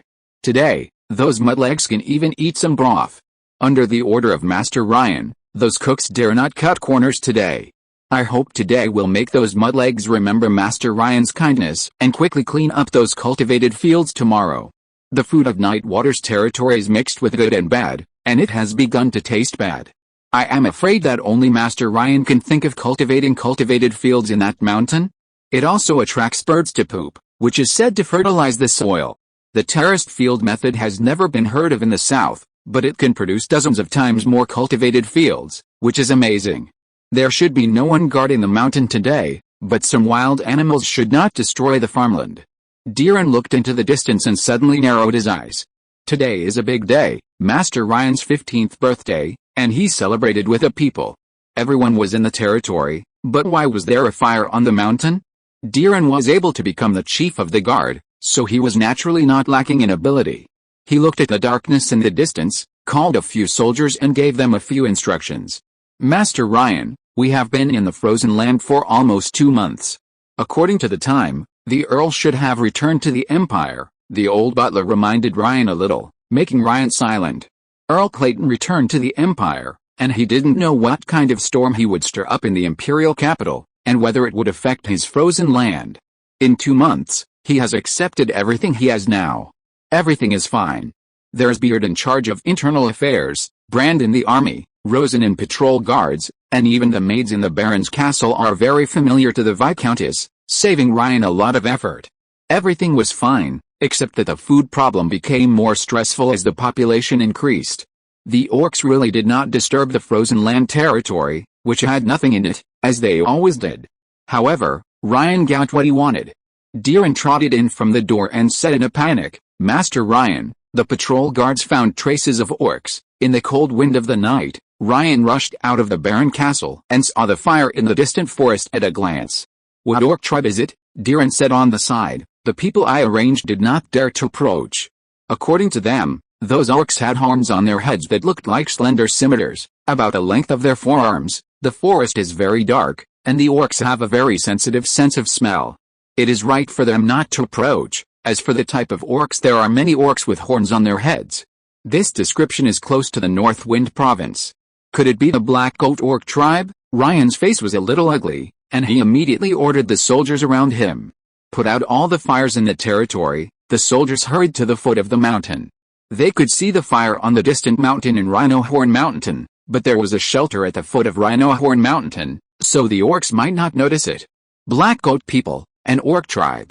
In many legends, black goats are synonymous with death and a symbol of evil. Similarly, the orc tribe Black Goat people are equally cruel and evil. Other orc tribes went south because there was not enough food and there were too many orcs. They would only eat people when they did not rob too much food, but it was still the Black Goat people. This orc tribe liked to eat people, especially human cubs. In addition to human cubs, there were women with tender meat. In short, the younger and better maintained they were, the more they liked them. But they were still very powerful and were said to have received the blessing of the gods. Hearing Ryan's description, the Viscountess and several maids on the side turned pale. Don't be afraid. The Black Goat people can't appear in such a large scale. It's not winter yet. Those who appeared should be their scouts. Ryan's expression was calm. If things didn't work out, he could still take people to hide in another world. With this retreat, he was still confident. In fact, Ryan thought that the Black Goat people didn't find the fire in the frozen land. In fact, they found it before Diren found them. They were definitely not lacking in professionalism to be able to become scouts in the Black Goat people, But they didn't care. "Brother, there's a human noble's territory here. Why don't we rush in and rob it first? It would be perfect if we can find a few children," a black goat man with black hair and a pair of curved horns said greedily, but as soon as he finished speaking, he was hit by a huge slap next to him, and several teeth fell out. "Stupid, don't you know what we're here for?" After the slap, the taller black goat man pointed at the fire in the distance. "Do you know where this place is?" "I don't know. This is the frozen territory, a poor and sour place. More than 10 years ago, a hyena tribe came to rob here in the winter." "Do you know what happened?" "I don't know, idiot. Do you know that after the hyenas robbed this place, 30% of their tribesmen starved to death when they returned, and half of the remaining 70% starved to death throughout the winter? The remaining hyenas survived the winter by eating the corpses of their companions. From that time on, that tribe became a joke. Do you know why our black goat tribe can become the leader who leads the orc army to the south to plunder the human province this year?" "I don't know, stupid, because we are wise." "Wisdom, do you understand? Wisdom. We can become leaders because we can lead the orc army to rob more food and more cubs than before. Do you know what wisdom is?" "I still don't know, brother. I don't think I'm very smart." The black goat man lowered his head in frustration. "So I am your captain, and you are just an idiot who only knows how to eat. Wisdom means that we know where is richer, where we can grab more food, and where we can grab more human cubs. Wisdom is amazing." "Okay, it's good that you know my wisdom. Anyway, we should be cautious now so that we can be bold in the future." Chapter 24 Viscount Miles. The black goatmen are cruel and evil, but at the same time, they are a symbol of wisdom to many brainless orc tribes. Goats symbolize wisdom, and black goats are not short of it. It's troublesome. The Empire is not afraid of the orcs' large-scale southward movement. Every year, the orcs in the north will break into the warm south because of the cold winter. The Empire is the first line of defense for humans, but if the orcs invade wisely, the nobles of the Empire will also suffer heavy losses. I don't know if the North Wind Province can be stopped. The Black Goatman tribe should be the first time to appear in the North Wind Province. In the darkness, Ryan could already imagine the fearful expressions of the nobles in the North Wind Province when they heard the news of the appearance of the Black Goatman. "Brand, get ready, we will go to Zero Crossing City tomorrow." After Ryan finished speaking, he went directly back to the Baron's castle. The next morning, when Ryan got up, Brand had already started training new night attendants. That's right, because of the appearance of the Black Goat Man, Ryan also felt a sense of urgency. Although there was not enough food, he still chose to bless 50 people again, so that the army of the frozen territory reached about 90 people. If there were more, it would be difficult to support them with food. "I will bring back some blacksmiths this time. It's not a good idea to leave those thousands of pounds of fine iron. If they are made into armor and knight swords, Brand's combat effectiveness can be increased tenfold. In addition, we need to buy a batch of food. The population in the territory is increasing. We have to survive this winter at least. The frozen territory will leave you the new 50 soldiers. If you really encounter a large-scale attack and plunder by orcs, give up everything outside and defend Rhinohorn Mountain. If you can't even defend here, then find a way to escape." Bill meticulously arranged the Baron's dress etiquette for Ryan. Listening to Ryan's voice, the old man couldn't help but shed tears. "Master Ryan, don't worry. I will defend your territory even if I die. If I really can't defend it, I will die with the orcs. Send someone to send the Viscountess to the North Wind Province." Ryan looked at Beard, not knowing what medicine this old guy had taken. "I'll leave this place to you. You're the only one who can make me feel at ease in the entire territory." Ryan walked out of the Baron's castle and took a look at this world of ice and snow. With the carnival that came to an abrupt end yesterday, the people in the territory once again entered into passionate development. They wanted to become the next Spain. As for Ryan, he took those big horned deer and 10 ox carts and went to the North Wind Province again. 30 soldiers and Brand, as well as more than 20 slaves, went into battle lightly, crossing the mountains and forests all the way. Thinking about the news of the orcs heading south, Ryan couldn't help but think about it.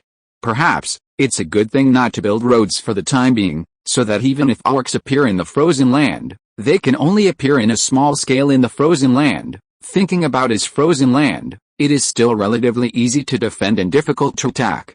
The large bowl-like 4 directions are natural insurance. If it doesn't work, there is also a Rhinohorn Mountain, which can be regarded as a place where one man can defend the pass. If Brand is stronger, he can build another low wall on the hillside of the Rhino Horn Mountain, and those orcs don't seem so scary. Moreover, for so many years, the orcs have attacked the warm south every year, and there is no sign of the decline of the empire. Perhaps his worries are unnecessary. It took a day to pass through the mountains and forests and reach the frozen swamp. The road gradually became flat, and the speed of the team also became much faster. Passing by the Baron of Hatton, Ryan greeted the Baron, and then couldn't help thinking about what choice the Baron would make after the orcs went south. He didn't tell Hatton about the Black Goat people. Their relationship was not that good, and Ryan was planning to sell it for a good price. "Leon, my friend, is it true that the bearskin rug cannot be negotiated?" Hatton could not help asking again. He had taken a fancy to the bearskin rug in Ryan's hand, which had no gaps and no variegated bearskin. Even if it was placed in the Empire, it would sell for a shocking price.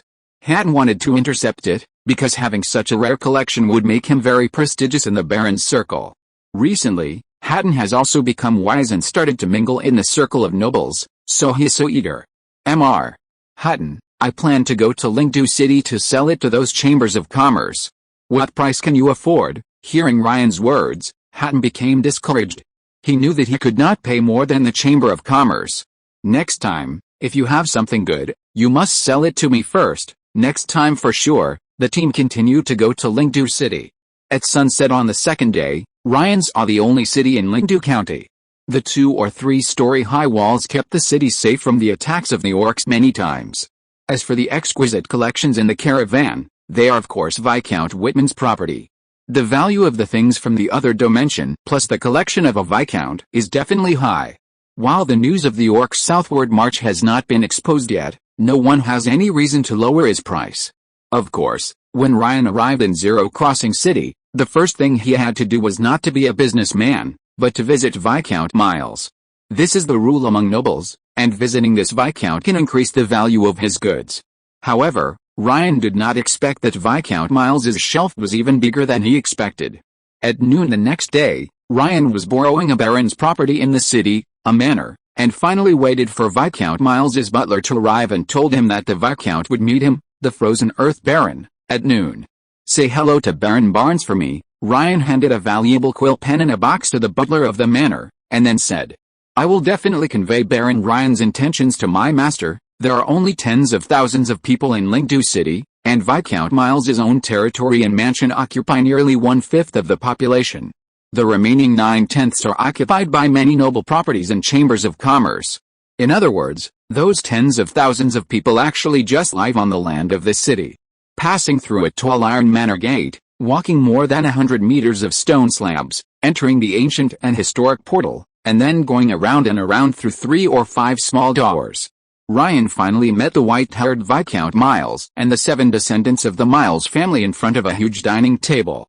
"Are you Ryan Clayton?" the elderly Viscount Miles asked, looking at Ryan's young face. Ryan's spring-like smile made the woman present feel good. He slowly performed a standard noble etiquette, and then put down his fist on his chest. "Ryan has met Viscount Miles. I've heard before that the Miles family descended from the ancient Falcon warriors.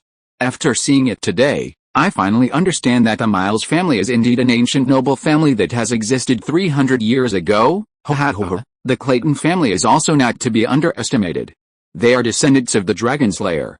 Come, Ryan, sit next to me." Obviously, the friendly flattery between nobles when they met really pleased Viscount Miles.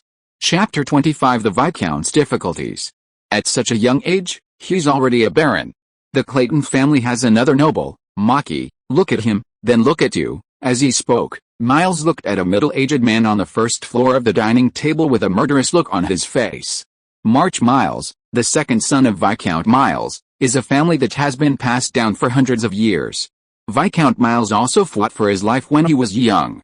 He was a general who followed Grand Duke Maze to attack the North Wind Province. After the victory, the declining Miles family moved from the south of the Empire to the North Wind Province. After occupying the entire Lingdu County, they rose again. Viscount Miles became the governor of Lingdu County.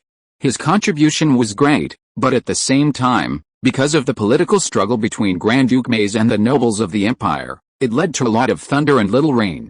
In addition to Lingdu County, Viscount Miles only had 3 or 2 pioneer lords and pioneer knights. He gave one of the pioneer lord orders to his second son. After all, the Viscount's territory was to be passed on to the eldest son, so he wanted to give the second son a chance. But the problem is that this March Miles's ability is too poor. In less than 10 years, he abandoned his territory and returned to Viscount Miles to eat and wait for death. Having wasted a ticket to the nobility, there is naturally no second chance. However, Ryan heard yesterday at the Barnes Manor that the territory that March Miles chose at the beginning happened to be next to another Viscount in Lingdu County, the youngest son of Viscount Dragon. The reason why March Miles returned in defeat was inseparable from that person. The butler took a few gold coins from him and told him this story, but Ryan had already understood that the relationship between the two Viscounts in Lingdu County was more serious than imagined.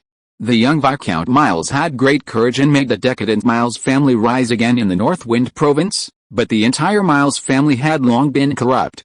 Except for Viscount Miles, no one could support this family business. As Viscount Miles gradually gets older, this Viscount family will once again go into decline. This is why Viscount Miles is angry. He can't see any outstanding one among his descendants. Besides, the Miles family is very big. Besides them, there are many Miles. They are all lying on this big tree sucking blood, but they can't see what their fate will be if the Miles family declines. But Ryan still doesn't know whether Viscount Miles is old and blurry or doing it on purpose. You have to know that his baronial title came in an unharmonious way, which is also the result of the political struggle of the empire. It's hard to say whether Miles is kind or bad when he brings this up. Mr. Miles, I actually have something to do this time. Oh? What is it, Ryan? Seeing you is like when I saw Earl Clayton in the imperial capital. That Earl fought against pirates on the west coast and set a record of annihilating an entire pirate group. I also know that you are in the frozen land. If you want to borrow food, my Miles family has stored some. Ryan looked at the Viscount with some confusion. He always felt that the Viscount didn't like him very much. Moreover, if he was not a teenager, Viscount Miles would definitely not be so direct, but after seeing his youth, he relaxed his vigilance and thought that he could not feel the slight malice in his tone. As for the reason why this somewhat malicious Viscount was still kind to him, Ryan guessed that it should be his father, who is a count, who returned to the Empire. A Viscount of the Empire, no matter where he is, will definitely pay attention to the aristocratic circle of the Empire. As a nobleman with hundreds of years of inheritance, Miles should still have a lot of connections and relationships in the south of the Empire. Apart from other things, the Northwind province is not short of various minerals. Over the years, the Miles family must have deepened a lot of ties with the nobles in the south of the Empire through iron ore. Although after becoming a noble, Ryan is equivalent to being independent from the Clayton family to establish his own Ryan family, but after all, he is still the son of the Count. Ryan doesn't intend to argue with Miles about these things. If the orcs go south, everyone will die if they are not careful. Mr. Viscount, I'm not here for food this time. In fact, there is a very important message that I want to tell the governor of Lingdu County. Ryan mentioned the position of the Viscount, which made Viscount Miles sit up a little. Oh, Ryan smiled. The value of this message is not low, but I don't know what price Viscount Miles is willing to give. In the face of interests, Ryan naturally wants to get enough benefits. Viscount Miles stared at Ryan, and his old eyes did not say anything. The youngest son of the Viscount, Rag Miles, who was 4 or 5 years older than Ryan, was already shouting. Baron Ryan, you are facing Viscount Miles, the governor of Lingdu County. If there is any important information related to the safety of the Empire, please speak out immediately. Ryan looked at Rag Miles in surprise, and then glanced at the others with a barely detectable look in his eyes. He saw the relief in Viscount Miles' eyes, and also saw the confusion and shock of other members of the Miles team. Ryan, in the name of the governor of Lingdu County, forced Miles to face up to what he knew, and this Rag, in the same way, tried to force Ryan to give in. After all, the orcs' southward march was related to the safety of the entire Empire's border, and no noble could bear such a responsibility. I didn't expect that there would be such an heir in Viscount Miles' family. It seems that Viscount Miles has a successor. Ryan stood in the position of a noble, a baron, and spoke to Viscount Miles. Naturally, even though Rag was older than him, he was the one who looked down on him. Now, there were only 2 real nobles in front of this table, Baron Ryan and Viscount Miles. However, after Ryan finished speaking, he glanced at that Maki Miles and Viscount Miles' eldest son Christian Miles, which was very intriguing. The struggle for power and profit in the noble family. Ryan smiled and looked at Viscount Miles. Will Viscount Miles, who once followed Grand Duke Myers, have a way? Baron Ryan, since this is a major event concerning the Lingdu County of the Northern Wind Province of the Empire, it is not convenient for other people to participate. Come with me to the study, Kristen, come here too. Hearing this, Ryan understood that this Viscount Miles could not handle family affairs.